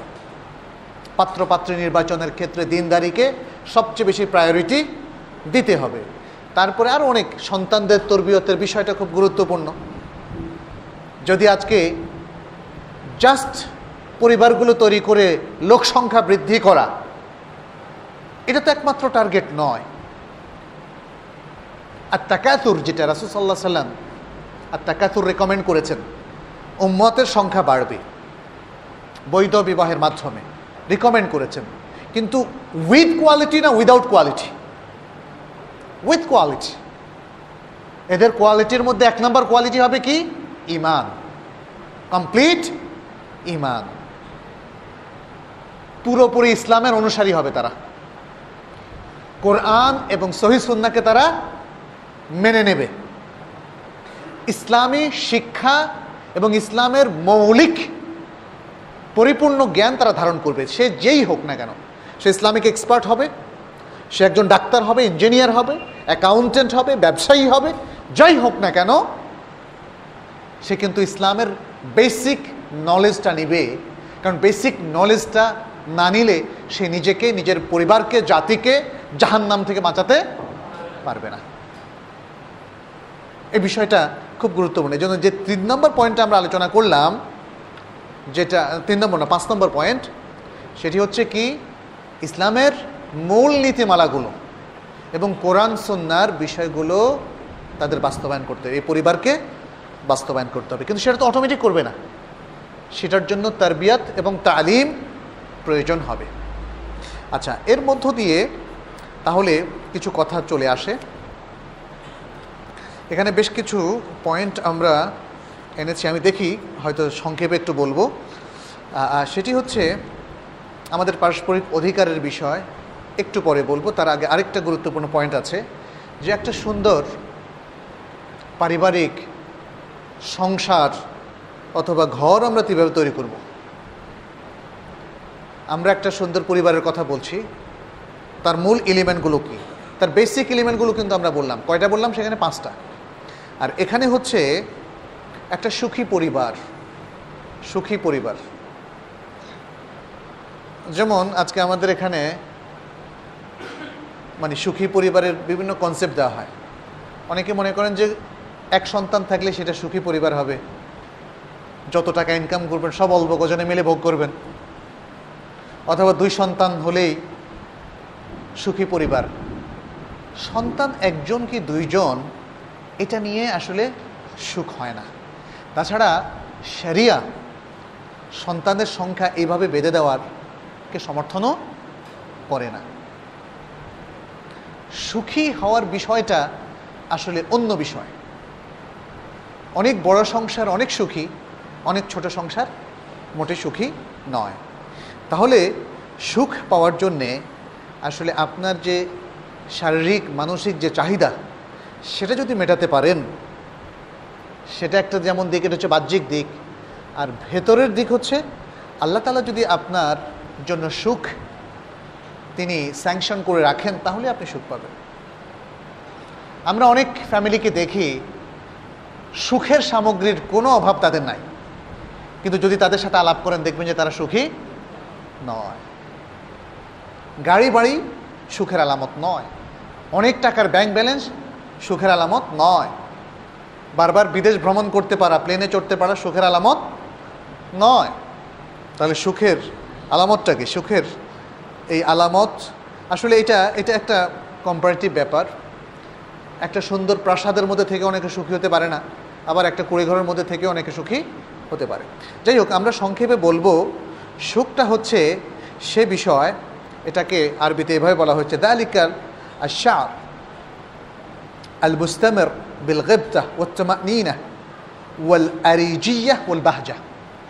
এটা হচ্ছে একটা অনুভূতি, কন্টিনিউয়াস, একটা স্থায়ী একটা অনুভূতি, কারণ অস্থায়ী অনুভূতি, যেমন আপনি এখন হাসলেন, একজনে হাসালো, বাহ্যিকভাবে মনে হচ্ছে উনি যেহেতু হাসছেন উনি তো খুব সুখী, কিন্তু এটা না। এই অনুভূতিটা আপনার স্থায়ী হতে হবে। অনুভূতিটা স্থায়ী না থাকলে 1 ঘন্টা যাবত যদি আপনি হাসতে থাকেন, এটা সুখের আলামত নয়। তাহলে এটা হবে একটা স্থায়ী অনুভূতি, যেখানে থাকবে শান্তি, যেখানে থাকবে আনন্দ, যেখানে থাকবে উল্লাস এবং একটা সুখানুভূতি। স্থায়ী সুখানুভূতি, আনন্দ, উল্লাস এবং খুশি হওয়ার মতো সুযোগ যদি থাকে, এটাই হচ্ছে আসলে সুখী। স্থায়ী এখানে খুব গুরুত্বপূর্ণ একটা এলিমেন্ট। অর্থাৎ আপনি এখন হাসছেন না, আবার কখনো হাসছেন, কথা বলছেন না অথবা বলছেন, কিংবা ঘুমাচ্ছেন অথবা জরুরি কাজ করছেন, আপনি প্রফুল্ল অনুভূতিটা আপনার মধ্যে কন্টিনিউ করছে, এটা হচ্ছে সুখী হওয়ার আলামত। এই অনুভূতিটা মানুষের কখন কাজ করে, কি কি শর্ত পূরণ হলে, আমরা সেটা সংক্ষেপে বলছি। 1 নম্বর হচ্ছে মানুষের পুরো জীবনেই যদি তার নিয়তটা শুদ্ধ হয়, শুদ্ধ নিয়ত, সুন্দর নিয়ত, এবং শুদ্ধ নিয়তটা অবশ্যই ইসলামিক শর্তগুলো এখানে পূরণ করতে হবে, যেখানে থাকবে ইখলাস। শুদ্ধ নিয়তের মধ্যে একটা গুরুত্বপূর্ণ উপকরণ হচ্ছে ইখলাস, আল্লাহ সন্তুষ্টি। সুবহানাল্লাহ। আপনি যদি সব কিছুতে আল্লাহ সন্তুষ্টিটা মেন রাখেন, তাহলে দেখবেন যে আপনার নিয়ত কখনো অশুদ্ধ হবে না। কারণ আপনি তো খারাপ কাজ করে আল্লাহকে সন্তুষ্ট করতে পারবেন না, অন্যায় করে আল্লাহকে সন্তুষ্ট করতে পারবেন। তাহলে এটা হচ্ছে প্রথম শর্ত। আচ্ছা, দ্বিতীয় শর্ত হচ্ছে সকল খারাপ এবং আখলাকি অধঃপতন থেকে নিজেকে রক্ষা করা। কারণ এই আখলাকি অধঃপতন হচ্ছে রুট অফ অল ইভিল, সকল খারাপের মূল। আপনারা দেখবেন সংবাদপত্রে চারিত্রিক অসততা থেকেই কিন্তু সংসারে ভাঙন ধরে। তখন সুখী সংসার আর কেমনে করবে? পত্রিকায় যেমন প্রায় 3-4 মাস আগে পড়েছিলাম যে একজন গৃহবধূ, এটা সম্ভবত মিরপুর দিকের ঘটনা, অল্প বয়সী এক ছেলের প্রতি তার দৃষ্টি পড়ল, তাদের পরকীয়া হলো, স্বামীকে সে হত্যা করল এবং সেটা ধরা পড়লো, কমপ্লিট ধরা পড়লো, পত্রিকা এসছে, টিভিতে এসছে। আচ্ছা, এখন কি এই মহিলা শাস্তি হবে না চিরজীবনের জন্য? অনেক দিন তাকে জেলে পৌঁছতে হবে। তাহলে মূল কারণটা কি? মূল কারণটা কিন্তু চারিত্রিক অধঃপতন। এটা একটা কেস স্টাডি হিসেবে বললাম, এরকম অনেক কেস আছে। মনে রাখবেন, চারিত্রিক অধঃপতন মানেই হচ্ছে সুখ নিজের হাতে আপনি নষ্ট করলেন, বিসর্জন দিলেন। আজকে যে সমস্ত পরিবারগুলো, স্বামী হোক অথবা স্ত্রী হোক, তারা পরকীয়াতে লিপ্ত হচ্ছে, তারা কিন্তু তাদের সুখ বিসর্জন দিচ্ছে জেনে বুঝে। এটা মনে রাখতে হবে। আপনি যদি আপনার বিশ্বস্ত পার্টনার, স্বামী অথবা স্ত্রীকে লুকিয়ে কোনো অবৈধ কিছু চর্চা করেন, তাহলে মনে রাখবেন সুখকে আপনি বিসর্জন দেওয়ার পরিকল্পনা করছেন। অতএব সুখকে যদি কেউ ধরে রাখতে চান, শয়তান তো কত বুদ্ধিই দেয়, এই শয়তানকে নিয়ন্ত্রণ করে সুখকে ধরে রাখতে চান, তাহলে চারিত্রিক অধঃপতন থেকে নিজেদেরকে রক্ষা করতে হবে। তৃতীয় শর্ত হচ্ছে ভালো কাজ করা। নিয়ত আপনার ভালো, প্রথম শর্ত আমরা বলেছি, ভালো কাজ করবেন, ভালো কাজ করবেন, ভালো কাজকে স্বভাব করে নেবেন, ভালো কাজে অভ্যস্ত হবেন।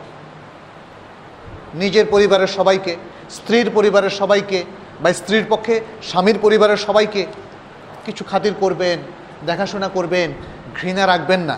এরও বাইরে সমাজের নেজি লোকদের ভালো কিছু করবেন, কোরআন শেখাবেন, সহিহ হাদিস সম্পর্কে মানুষকে কিছু বলবেন, সহিহ আকীদা সম্পর্কে মানুষকে কিছু বলবেন। এভাবে বুদ্ধিবৃত্তিক ক্ষেত্রে, জ্ঞান বিতরণের ক্ষেত্রে, ভালো কাজ করার ক্ষেত্রে ভালো ভালো কাজ করতে থাকেন। দেখবেন সুখ কাকে বলে। সুবহানাল্লাহ। আল্লাহর কাজ করবেন, পরিবারের সবাই ভালো থাকবে। আপনি ভালো কাজ করছেন, স্বামী ভালো কাজ করছে, ছেলে ভালো কাজ করছে, সন্তান ভালো কাজ করছে, এদের খারাপ হওয়ার সম্ভাবনা কিন্তু অনেক কমে যাবে। ভালো কাজ যেদিন বন্ধ করবেন, সেদিন শয়তান আপনার ঘরে হানা দেবে বেশি। সেদিন ভালো কাজ যেহেতু করছেন না, আপনার অখণ্ড অবসর, টিভি দেখছেন, ইন্ডিয়ান সিরিয়াল দেখছেন, ক্রিকেট খেলা দেখে সময় নষ্ট করছেন, ইত্যাদি আরও ইন্টারনেটের মধ্যে ব্লগিং করছেন। ব্লগ করার সবসময় খারাপ না, যদি আপনি দাওয়াত দেন ব্লগে, ইটস ওকে। অথবা সুন্দর একটা আর্টিকেল পোস্ট করলেন, অসুবিধা নাই। কিন্তু কয়জন সেটা করে? কয়জন সেটা করে? আবার অনেকে দাওয়াতের নামে ফিতনাও করে, কিন্তু সাবধান থাকতে হবে। অনেকে মনে করে আমি দাওয়াত দিচ্ছি, কিন্তু কি করতেছে অনেক সময় মানে অহেতুক বিতর্ক তৈরি করছে, বিভিন্ন শায়েখদের বিরুদ্ধে গীবত করছে, এরকমও আছে। কিন্তু সে ভাবছে যে সে দাওয়াত দিচ্ছে। আর যারা টোটালি ইসলামের বিষয়ই কোনো কিছু শেয়ার করছে না, বরং তারা ওপেন অন্যান্য অনর্থক জিনিসগুলোতে শেয়ার করছে, এর চাইতে ভয়াবহ হচ্ছে যারা দ্বীনের বিরুদ্ধে ব্লগিং করছে, ইসলামের বিরুদ্ধে ব্লগিং করছে, ভয়ঙ্কর। তাহলে আমি যেটা বলছি যে ভালো কাজ যদি না করেন তাহলে খারাপ কাজ আপনাকে দিয়ে করিয়ে নেওয়া হবে, এবং করাবে কে? শয়তান। শয়তান সবসময় দেখে যে মুসলমানরা কোথায় তাদেরকে অলস করে দেওয়া যায়। ভালো কাজ থেকে অলস করলে এরা কিন্তু খারাপ কাজে আবার অলস হয় না। খারাপ কাজে মানুষ অলসতা বোধ করে না। মানুষ খারাপ কাজের জন্য ভয়ঙ্কর সব পরিকল্পনা করে, কিন্তু ভালো কাজের জন্য অনেকে রিস্ক নিতে চায় না। এটা দুর্ভাগ্য আমাদের। বুদ্ধিমান মুসলিম হলে সে ভালো কাজের জন্য রিস্ক নেবে, বরং তার সম্পত্তি খরচ করবে, সে কষ্ট করবে, সে নানা ভালো কাজের জন্য ভালো কাজের জন্য সে রিস্ক নেবে। তাহলে বুঝেন আজকে এরকম একটা মানসিক সামাজিক অবস্থানের মধ্যে আমরা আছি। তাহলে কিভাবে আমরা কাজ করা উচিত? আচ্ছা, এখানে বেশ কয়েকটা কোটেশন, সুন্দর সুন্দর কিছু কোটেশন আছে। যেমন এই ভালো কাজের এই বিষয়টার ক্ষেত্রে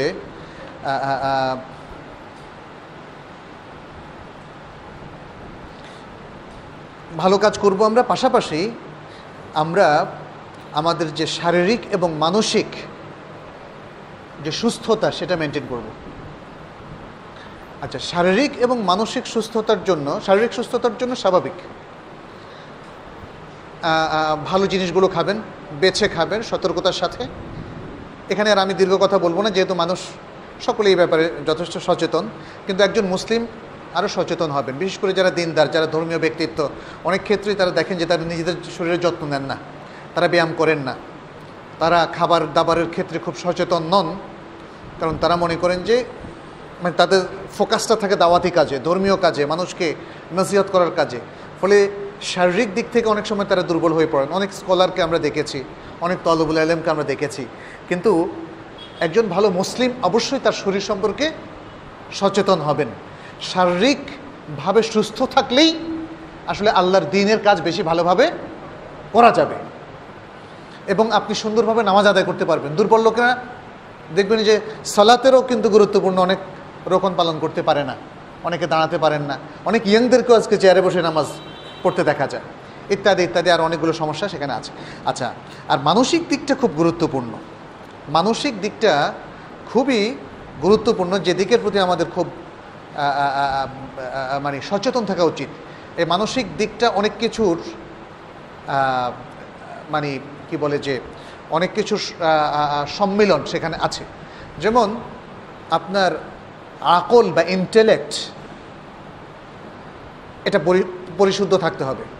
আকল, বুদ্ধি, বিবেক তথা আপনার চিন্তা চেতনা, এটা শারীরিকভাবে এবং সাইকোলজি বা মনস্তাত্ত্বিকভাবে শুদ্ধ থাকতে হবে বেশ কয়েকটা দিক থেকে। এক, যেমন ধরেন আপনি এমন কিছু পান করবেন না, খাবেন না যাতে আপনার আকল প্রভাবিত হবে, নষ্ট হবে। মদ পান করা যাবে না, এই জন্যই রাসূল সাল্লাল্লাহু আলাইহি ওয়াসাল্লাম মদ পানকে কেন হারাম করেছেন?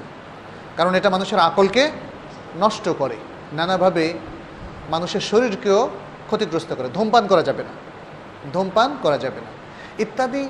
এগুলো তো হচ্ছে সরাসরি যেটা হারাম। এর বাইরেও আমাদেরকে চিন্তা করতে হবে যে শারীরিকভাবে ক্ষতিগ্রস্ত হই আমরা, এমন কিছু পানাহার করা যাবে না। অনেক সময় কিছু জিনিস আছে এটা বৈধ, খাওয়াটা বৈধ, কিন্তু সার্টেন ব্যক্তির জন্য সেটা ডাক্তার রিকমেন্ড করছেন না। তাহলে সেক্ষেত্রে সেই সতর্কতা আমাদের অবলম্বন করতে হবে। এটা হচ্ছে শারীরিকভাবে আকলকে রক্ষা করা। আর মানসিকভাবে আকলকে রক্ষা করার বিষয়টা সেটা হচ্ছে দুইভাবে। এক, যে সমস্ত বই অথবা যে সমস্ত মানে সাহিত্য পড়লে মানুষের চিন্তা চেতনা পাল্টে যায়, দিন থেকে সরে যায়, বিচ্যুত ধারণা তার মধ্যে জন্ম নেয়, আল্লাহ রাসূল সাল্লাল্লাহু আলাইহি ওয়াসাল্লাম সম্পর্কে ভুল ধারণা জন্ম নেয়, ইসলাম সম্পর্কে ইসলামের তাওহীদের কনসেপ্টটাকে সে ভুলভাবে শেখে, শিরককে সে তাওহীদ মনে করে, বেদাতকে সে সুন্নাহ মনে করে, এগুলো পরিহার করতে হবে। এগুলো পরিহার করতে হবে। এই জন্যে আপনি যাই পান তাই পড়বেন, এটা হতে পারে না। ধর্মীয় ব্যাপারে সাধারণ মুসলিমরা অবশ্যই রেকমেন্ডেড বইয়ের বাইরে পড়বে না। কারণ আপনি মানে পাশ্চাত্যের অনেকেই যেভাবে মনে করে আপনি একদম স্বাধীন, যা ইচ্ছা তাই করতে পারেন, আপনি ইচ্ছাগুলো স্রষ্টাকে অস্বীকার করতে পারেন, এটা তাদের দৃষ্টিভঙ্গি, ওয়াল ইয়াদু বিল্লাহ। কিন্তু একজন মুসলিম অবশ্যই সে দৃষ্টিভঙ্গি পোষণ করতে পারে না। একজন মুসলিমের কাছে সবচেয়ে সিরিয়াস বিষয় হচ্ছে তার ঈমান, তার ইসলাম, এবং তার ঈমান এবং ইসলাম যার থেকে শিখবে সে কোরআন এবং সুন্নাহ, এটা হচ্ছে তার কাছে সিরিয়াস বিষয়। কোরআন সুন্নাহ বিরোধী চিন্তা চেতনা সম্পন্ন কোনো সাহিত্য সে পড়তে পারে না। এটা পড়বে এক্সপার্ট এবং স্কলাররা, যারা সে সম্পর্কে জবাব দেওয়ার জন্যে আবার বই লিখবেন। কিন্তু সাধারণ মানুষ যদি সেগুলো পড়ে তার কোরআনের বিরুদ্ধে কোনো চিন্তা জন্ম নেয় অথবা হাদিসের বিরুদ্ধে তার একটা ভেতরে একটা বিষয় তৈরি হয়, তাহলে এটা তো ভয়ঙ্কর। আজকে আপনারা দেখবেন যে মুসলিম সমাজে অনেক মুসলিম হাদিসকে অস্বীকার করার চেষ্টা করছে, হাদিস সম্পর্কে উল্টাপাল্টা কথা বলছে। সে ইসলাম সম্পর্কে কিছুই জানে না, হাদিস অস্বীকার করার অথরিটি কি তার আছে? আজকে যারা হাদিস অস্বীকার করছে দেখবেন এরা অনেকে বলে যে আমরা কোরআন মানি, হাদিস মানি না, আমরা মুসলিম। কিন্তু সে কি ইসলামী শরিয়ার এক্সপার্ট? অতএব পারিবারিক বিষয়ের ক্ষেত্রে আমাদের খেয়াল রাখতে হবে, আপনার সন্তানকে সেভাবে গাইড করতে হবে, তার আকলকে যেন সে ফিজিক্যালি রক্ষা করতে পারে এবং মেন্টালি আর সাইকোলজিক্যালি মনস্তাত্ত্বিক দিক থেকেও সে রক্ষা করতে পারে। সে কি পড়ছে না পড়ছে এটা কিন্তু আমাদের খেয়াল রাখার বিষয়। এইভাবে আমরা যদি সাইকোলজিক্যালিও নিজেদেরকে প্রস্তুত করি, দুইভাবে, শারীরিকভাবে মানসিকভাবে, তাহলে একটা চমৎকার প্রজন্ম গড়ে উঠতে পারে। এখানে যেমন অ্যালেক্সিস কার্ল, উনি একজন জার্মান ডক্টর, চিকিৎসক, মনস্তত্ত্ববিদ। তিনি যেমন বলেছেন যে মানুষের মানসিক আল ইখতিলাল আর তাওয়াজুন, মানুষের একটা যে ব্যালেন্স চিন্তাভাবনা, এটা ক্ষুণ্ণ হয় যদি সে কোনো স্থির বিশ্বাসের উপর না থাকে। আপনি আজ এ বিশ্বাস, কাল ওই বিশ্বাস, এটা কারা? যারা মুক্ত চিন্তার অনুসারী, উন্মুক্ত চিন্তার অনুসারী, ফলে তারা কোনো জিনিসের উপর স্থির থাকে না। আজকে এটা পেলো একটা আর্টিকেলে, পছন্দ হলো, এটা তো খুব ভালো, এই চিন্তা বহন করলো, কিছুদিন পরে আরেকটা পেলো, আরেকটা চিন্তা বহন করলো, অস্থির মনস। এই জন্য সবচেয়ে সুন্দর ব্যালেন্স চিন্তার অধিকারী হচ্ছে প্র্যাকটিসিং মুসলিমরা, যারা ইসলাম এবং ইমানের উপর আছে। তাদের মধ্যে কোনো ইখতিলাল মানে কোনো ত্রুটি কখনো পরিলক্ষিত হয় না, কারণ তারা স্থিরভাবে আল্লাহর উপর বিশ্বাসী, তারা স্থির ইমানের উপর আছে, তারা কোরআন সুন্নাহর উপর অবিচল আছে। এবং এখানে আমার কাছে বেশ কয়েকটা কোটেশন আছে আরও কয়েকজন স্কলারের, যে যার দ্বারা বোঝা যায় যে মানুষের আকল এবং ইন্টেলেক্ট এটা খুবই ব্যালেন্সড পজিশনে থাকে যদি স্থির ইমানের উপর তারা থাকে, এবং এটা তার সুখকে নিশ্চিত করে। যাদের কথাবার্তা সকালে একরকম ব্যবহার, বিকালে আরেক রকম ব্যবহার, তাহলে তাদের মধ্যে আসলে ব্যালেন্স নাই। যারা বাইরে মানুষের সাথে খুব সুন্দর, ঘরে আসলে স্ত্রী সন্তানের সাথে খুব খারাপ ব্যবহার করে, অথবা যারা স্ত্রীর সাথে ভালো ব্যবহার করে কিন্তু বাইরে আসলে খারাপ ব্যবহার করে, এর অনেক কারণ আছে। অনেক সময় স্ত্রী খুব ডমিনেটিং হয়, স্ত্রী কিন্তু স্বামীকে একদণ্ড ভালো থাকতে দেয় না। অনেক স্ত্রী আছে না মুখরা, এখন স্বামী বাইরে অনেক বড় বস, কিন্তু ঘরে আসলে স্ত্রীর কাছে ছোট, ফলে সে তার অধীনস্থর উপরে সারাক্ষণ মানে খুব চাপ সৃষ্টি করে। আমাকে আজকে একজন বলেছেন যে তিনি ঘরের ভিতরে সুখী না, ফলে সেটা এসে ঝাড়েন অফিসে। আবার অনেকে অফিসে খুব ভালো সুন্দর ফিটফাট, কিন্তু ঘরে এসে সেটা ঝাড়েন, কারণ ভেতর থেকে তিনি আসলে অস্থির মনস্ক। তাহলে সুখের যে সংজ্ঞাগুলো, শর্তগুলো আমরা বললাম, এই শর্তগুলো যদি পালন করা যায় তাহলে একজন লোক তার জীবনে সুখী হতে পারে। এ প্রসঙ্গে আমার মনে হয়তো আপনাদের আরও অনেক প্রশ্ন আসতে পারে। পারস্পরিক অধিকারের বিষয়টা আমরা আজকে আর বলার সময় পাচ্ছি না, যেহেতু সালাতের আগে আমরা শেষ করবো ইনশাআল্লাহ। আমরা আপনাদের বেশ কিছু প্রশ্ন নিব। এখানে পারস্পরিক অধিকারের এই বিষয়গুলো হয়তো অন্যভাবে আপনাদের কাছে আসবে বা অন্য কোনো লেকচার আপনারা শুনবেন। সেটি হচ্ছে স্বামীর উপর স্ত্রীর অধিকার। সুখী পরিবারের জন্য এই অধিকারগুলো তাদের জানতে হবে, যে স্ত্রীর পক্ষে কি কি অধিকার আছে স্বামীর কাছ থেকে তার পাওনা। জি জি, আমি শেষ করে দিচ্ছি আর 2-3 মিনিটের মধ্যে। তারপরে স্ত্রীর উপর স্বামীর কি অধিকার, এগুলো কিন্তু সংসারের শান্তির জন্য এবং সুখী সংসার বা পরিবারের জন্য অপরিহার্য। মা বাবার উপর সন্তানের কি অধিকার, সন্তান মা বাবা থেকে কি কি পাওনা আছে। আবার সন্তানের উপর মা বাবার কি অধিকার, সন্তান থেকে মা বাবার কি পাওনা আছে। এই অধিকারগুলো আমাদের জানা দরকার। অন্য অন্য আত্মীয়দেরও কি অধিকার আছে, পাড়াপড়শির কি অধিকার আছে। যেহেতু পরিবার মানে তো আমরা বিচ্ছিন্ন কেউ নই।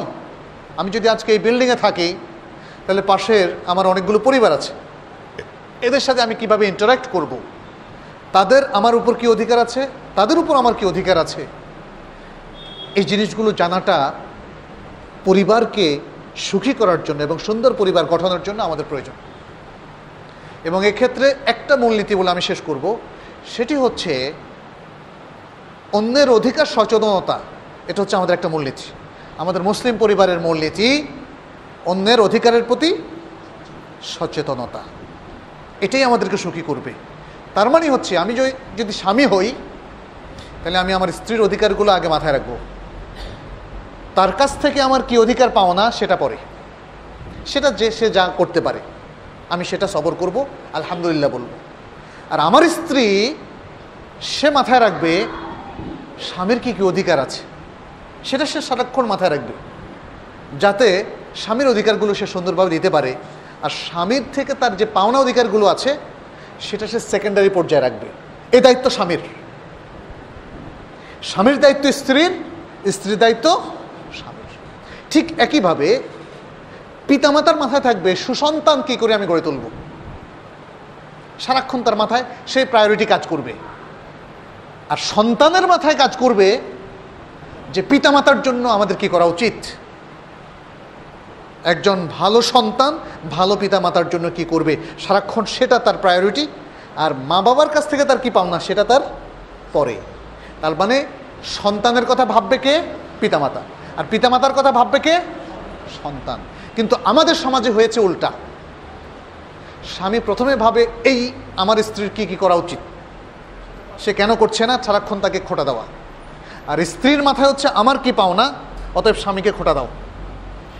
সন্তানরাও ঠিক একইভাবে বাপের কাছ থেকে পাওনা নিতে চায়, টাকা নিতে চায়, আর অন্য অধিকার। কিন্তু বাবাকে কি করা উচিত, কি সম্মান দেওয়া উচিত, কি সেবা দেওয়া উচিত, মাকে কি সেবা দেওয়া উচিত, এগুলো তাদের মাথায় নাই। আমাদের মা বাবারাও কিন্তু আজকের আধুনিক সমাজে সন্তানদের প্রতি তাদের দায়িত্ব অনেক ভুলে গিয়েছে। তারা এখন টাকার পেছনে ছুটছে। দুজনের ইনকাম প্রয়োজন তাদের। সন্তানের যে স্নেহ দরকার, তার যে তারবিয়ত দরকার, তার যে আকীদাগত সুন্দর একটা চেতনা বৃদ্ধি করা দরকার, তার শারীরিক মানসিক গঠন করা দরকার, তার মমতা দরকার, যাতে এই সমাজের সবচেয়ে সুনাগরিক হিসাবে সে গড়ে ওঠে। এই জিনিসগুলো কিন্তু আমাদের অনেক পিতামাতা খেয়াল করছেন না। প্রত্যেকে নিজ নিজ ধান্দা, নিজ নিজ স্বার্থে কথাই 1 নম্বর প্রায়োরিটি হিসেবে ভাবছেন, যে কারণে আজকে এই মারাত্মক একটা অবনতি আমরা আমাদের পারিবারিক বলয়, সামাজিক বলয় সর্বত্র আমরা লক্ষ্য করছি। এ থেকে উঠে আসার জন্য আসুন আমরা কোরআন সুন্নাহ যেভাবে পরিবার গঠন করতে বলেছে, সুখী পরিবারের যে ধারণা আমাদেরকে দিয়েছে, আসুন সেই ধারণাগুলো আমরা গ্রহণ করি এবং এর মধ্য দিয়ে আদর্শ মুসলিম ফ্যামিলি আমরা গড়ে তুলি। এবং আদর্শ মুসলিম ফ্যামিলি, অবশ্যই সে সুখী হবেই।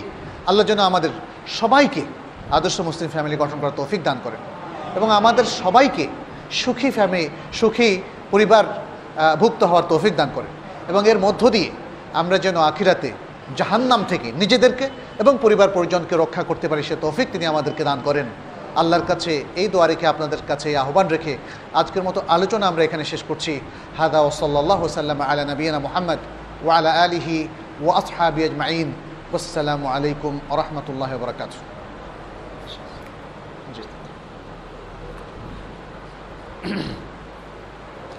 আলহামদুলিল্লাহ ওয়াসসালাতু ওয়াসসালামু আলা রাসূলিল্লাহ ওয়া আলা আলিহি ওয়া আসহাবিহি ওয়া মাওয়ালা। এবারে প্রশ্নোত্তর পর্ব। প্রথম প্রশ্ন হচ্ছে, রুকু পেলে রাকাত হবে কিনা? রুকু পেলে রাকাত হবে কিনা এটা নিয়ে ওলামাদের মধ্যে আমরা দুটো মত দেখি।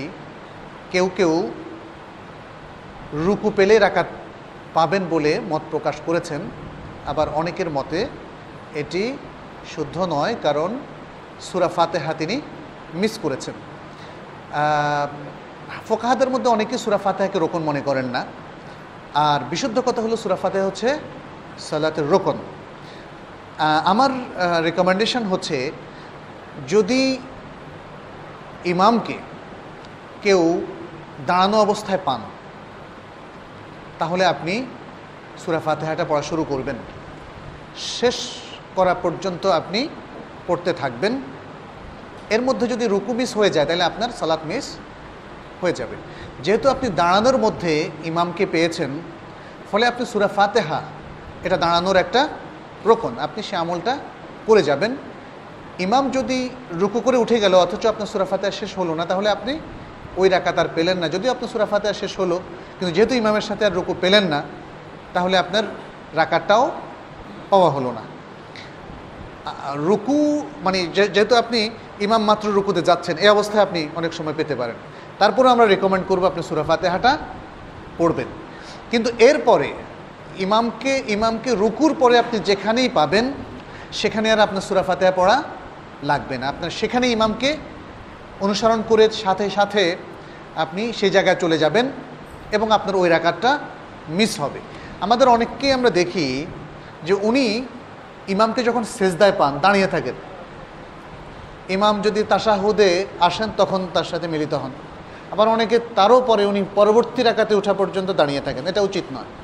ইমামকে যেখানেই পাবেন সেখানেই আপনি চলে যাবেন।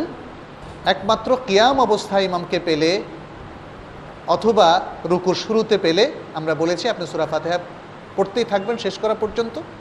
এরপরে ইমামকে রুকুতে পেলে আপনার রাকাত পাওয়া হবে, আর না পেলে রাকাত পাওয়া হবে না। ইসলামী শরিয়া ভিত্তিক বলে বাংলাদেশে যেসব ব্যাংক চালু রয়েছে সেসব ব্যাংকে চাকরি করা জায়েজ হবে কি না?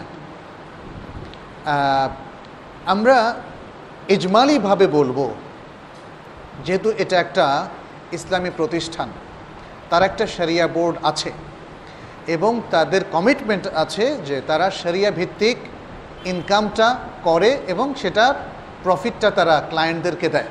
ক্লায়েন্টদেরকে তারা যা দেয় সেটা ইসলামী শরিয়া ভিত্তিক। এই কমিটমেন্টের কারণে আমরা ইজমালিভাবে অর্থাৎ প্রাথমিকভাবে বলবো যে এই প্রতিষ্ঠানগুলোতে চাকরি করা জায়েজ। পিওর ইসলামী প্রতিষ্ঠান আমাদের সমাজে খুবই কম। আমাদের সমাজের অনেক মুসলিমরাই, সব টাইপের মুসলিমরাই সব প্রতিষ্ঠানেই কাজ করে। ইসলামিক প্রতিষ্ঠান যেহেতু সেখানে অনেক কম, এজন্য ইসলামিক প্রতিষ্ঠানগুলোতে আমরা ইজমালিভাবে বলতে পারি তারা কাজ করতে পারে। এরপরে যদি সেই সমস্ত প্রতিষ্ঠানে কোনো ত্রুটি থাকে বা দেখা দেয় বা ত্রুটির কথা আমরা জানি, তবুও সে সমস্ত প্রতিষ্ঠানে কাজ করাটা শরীয়ত কর্তৃক নিষিদ্ধ হবে না। যেমন একটা মাদ্রাসায় দেখা গেল যে বেশ কিছু ত্রুটি হয়তো থাকতে পারে, কোনো ক্ষেত্রে অর্থনৈতিক কেলেঙ্কারিও থাকতে পারে, অথবা মাদ্রাসার কোনো ব্যক্তি সেখানে শরিয়া ভায়োলেশন করতে পারেন।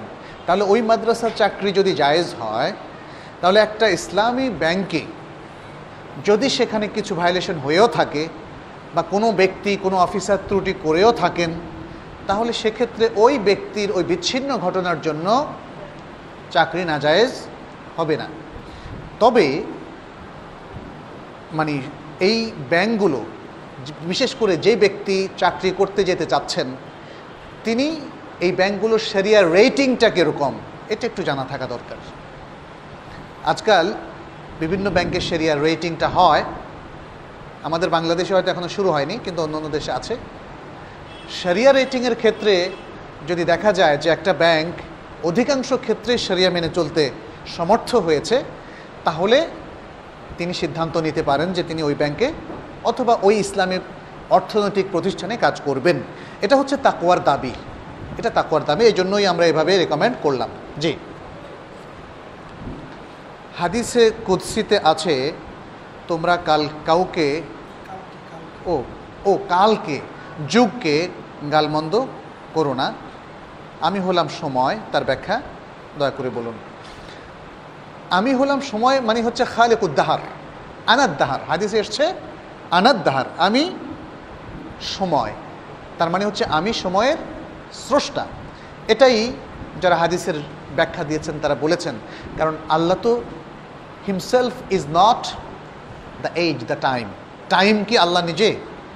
আল্লাহ নিজেকে টাইম বলার অর্থ হচ্ছে আল্লাহ খালিকুদ্দাহার, তিনি সৃষ্টি করেছেন টাইমকে। টাইমকে কিন্তু আর কেউ সৃষ্টি করেনি। টাইম কি কোনো মানুষ বানাতে পারবে? অটোমেটিক টাইম কি তৈরি হবে? হবে না। অতএব হাদিসে যখন এসেছে আনাদ্দাহার, তার মানে হচ্ছে আনা খালিকুদ্দাহার। সুতরাং যদি কেউ যুগকে গালমন্দ করে, সে মূলত কাকে গালমন্দ করলো? কালের স্রষ্টাকে। যিনি স্রষ্টা তাকেই সে মূলত দায়ী করলো। এই জন্যই হাদিসে কালকে গালমন্দ করতে নিষেধ করা হয়েছে। ইসলামে ভোট কাকে বলে সে সম্পর্কে কি বলে? ভোট, এটার আরবি শব্দ হচ্ছে তাসউইত। তাসউইত, সৌদ দেওয়া, কণ্ঠস্বর দেওয়া, অর্থাৎ কারো পক্ষে মতামত দেওয়া। মতামত দেওয়া এটা ইসলামে নিষিদ্ধ নয়, তবে সিস্টেম এর ব্যাপারে ইসলামের অবশ্যই বক্তব্য আছে। আমরা জানি ওমর ইবনুল খাত্তাব রাদিয়াল্লাহু তাআলা আনহু তার ইন্তেকালের আগে 6 জন সাহাবীকে আহলুল হেল ওয়াল আকদ হিসাবে নিযুক্ত করে গিয়েছিলেন। তাদের কাজ কী ছিল?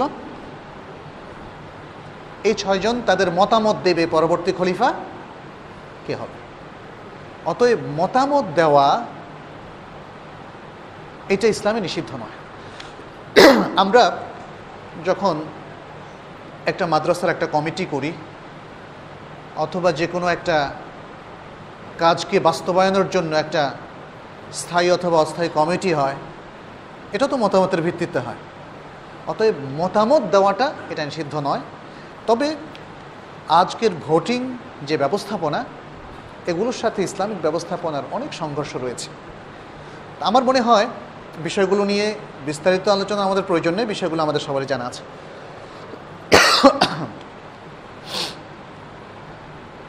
সালাতে ইমামের সাথে দাঁড়িয়ে যদি দেখি যে সালাতের দ্রুততার জন্য আমি হক আদায় করতে পারছি না, তখন আমি কি সালাত থেকে বিরত থাকব না তাতে অবস্থান করব? ইমাম দুভাবে তাড়াহুড়ো করে সালাত আদায় করে। একভাবে যে আসলে কিছু সে পড়ে না, দাঁড়ালো উঠলো গেল, আবার দাঁড়ালো উঠলো। এই অবস্থার মুখোমুখি আমি একবার হয়েছিলাম। একজন গুরুত্বপূর্ণ ব্যক্তির পিছনে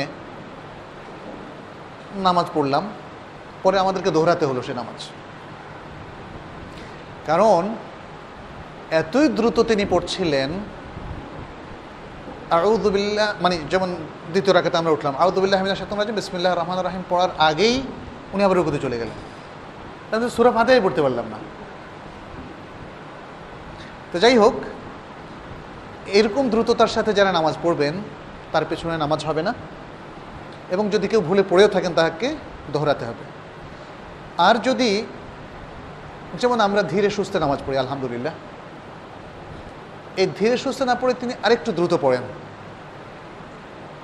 যেটা একটা মাকুল পর্যায়ে, যৌক্তিক পর্যায়ে, তখন তার পেছনে নামাজ হবে। তবে আমাদের অনেক ভাইয়েরা তারা হয়তো দ্রুত কেরাত পড়তে পারেন না। অনেক ভাইয়েরা এরকম আছেন, আমার রিলেটিভদের মধ্যে আমি দেখেছি, যেমন আমরা সূরা ফাতিহা ধীরে সুস্থে পড়তে যতক্ষণ লাগে ওনার তার থেকে ডবল টাইম লাগে। এটা তো একটা সমস্যা। এখন ইমামের জন্য ওয়াজিব নয় যে এরকম যার পড়তে অথবা যার তোতলামি আছে তিনি আস্তে আস্তে পড়েন বা তার জিহ্বায় কষ্ট, তার জন্য ইমাম সাহেব দেরি করার কোনো রিজন নাই। আর তার এই তোতলামিটা আল্লাহ তাআলা মাফ করবেন।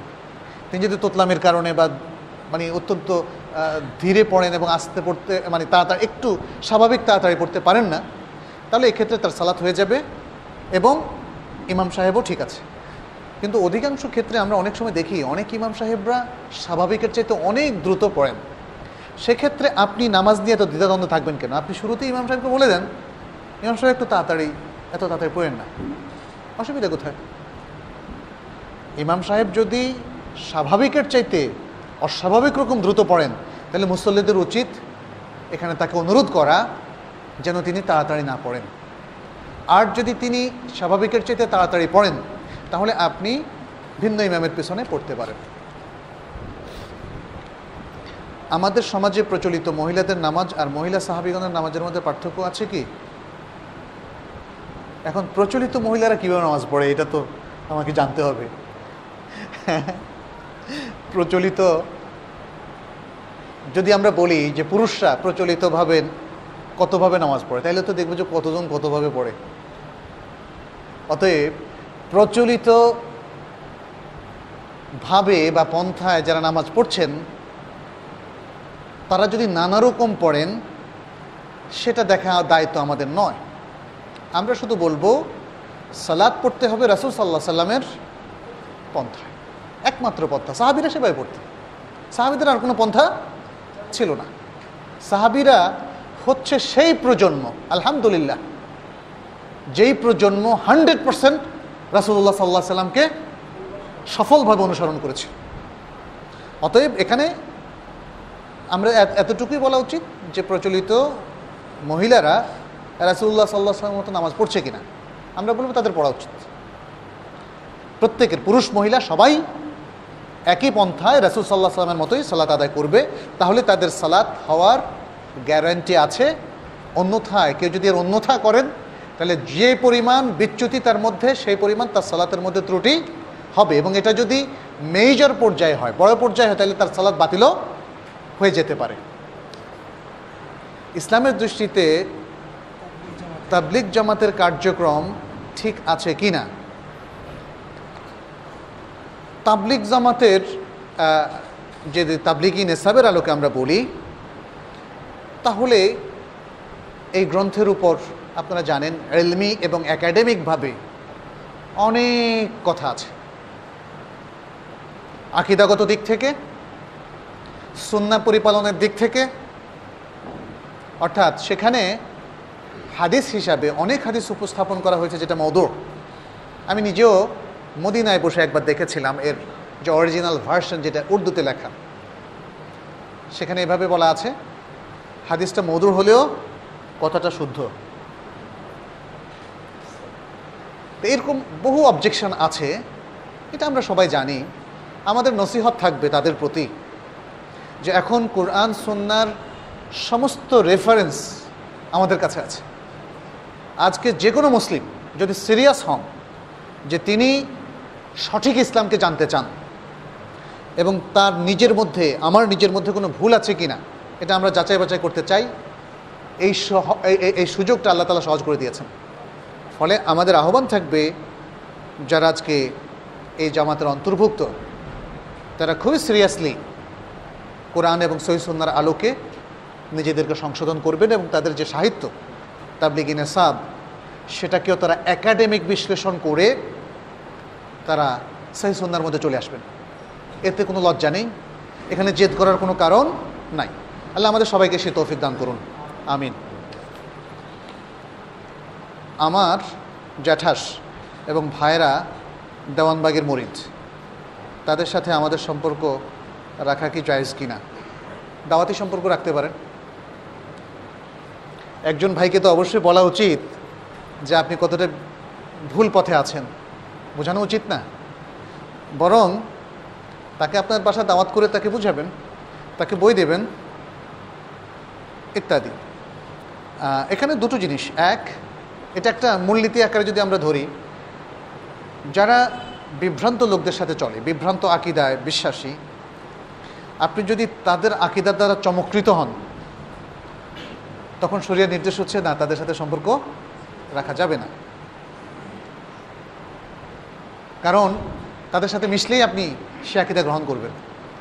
আর যদি এমন হয় তাদেরকে বিভ্রান্তি থেকে, ভুল আকিদা থেকে আপনি রক্ষা করার জন্য কাজ করতে পারবেন, তাহলে সেটা তো একদম অমুসলিমদের ক্ষেত্রেও শরীয়ত পারমিশন দিয়েছে না।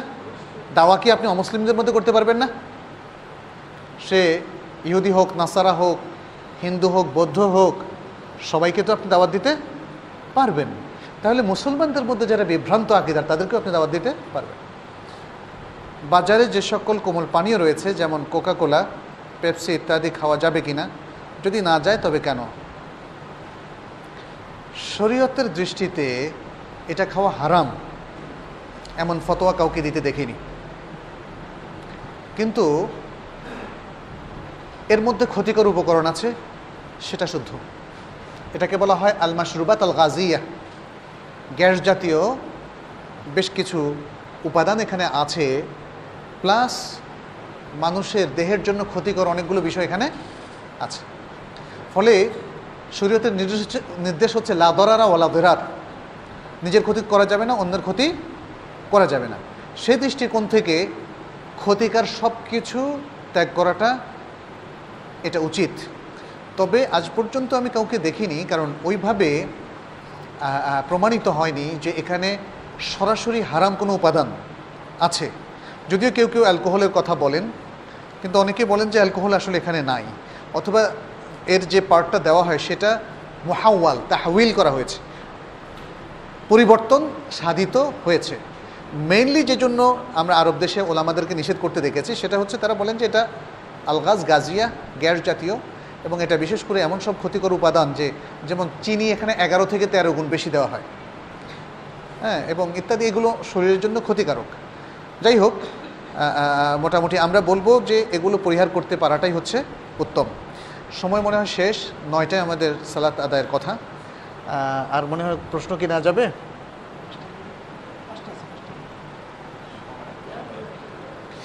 আচ্ছা, দ্রুত দেন, আমি এক কথায় উত্তর দেওয়ার চেষ্টা করি। বাংলাদেশ থেকে রাসূল সাল্লাল্লাহু আলাইহি সাল্লামকে সালাম দেওয়া যাবে কি না, নাকি ওনার কবরের পাশে গিয়ে সালাম দিতে হবে? সরাসরি সালাম। সালাম তো দুরকম, একটা হচ্ছে আসসালাতু ওয়াসসালাম সাল্লাল্লাহু আলাইহি ওয়াসাল্লাম, অথবা আল্লাহুম্মা সাল্লি ওয়া সাল্লিম আলাইহি। এই সালামটা আপনি এখান থেকে দিতে পারবেন। এখানে সলাত এবং সালাম একসাথে।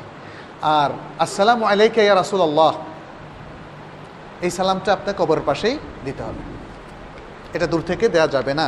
যেহেতু এখানে আপনারা জানেন যে কিছু আকিদার লোকজন আছে যারা রাসূল সাল্লাল্লাহু আলাইহি ওয়াসাল্লাম উপস্থিত হন সশরীরে, হ্যাঁ, বলে ইয়াদু বিল্লাহ, এরকম আকিদা থেকেই তারা ওইভাবে দিয়ে থাকেন। একজন হাফেজ 10 জন ব্যক্তিকে জান্নাতে নেবেন, এটি কতটুকু সত্য? আমি এরকম বক্তব্য প্রচুর খুঁজেছি, কিন্তু হাদিসের মধ্যে সরাসরি এরকম কোনো বক্তব্য আমি পাইনি। কোরআন পড়লে কি চোখের জ্যোতি বাড়ে?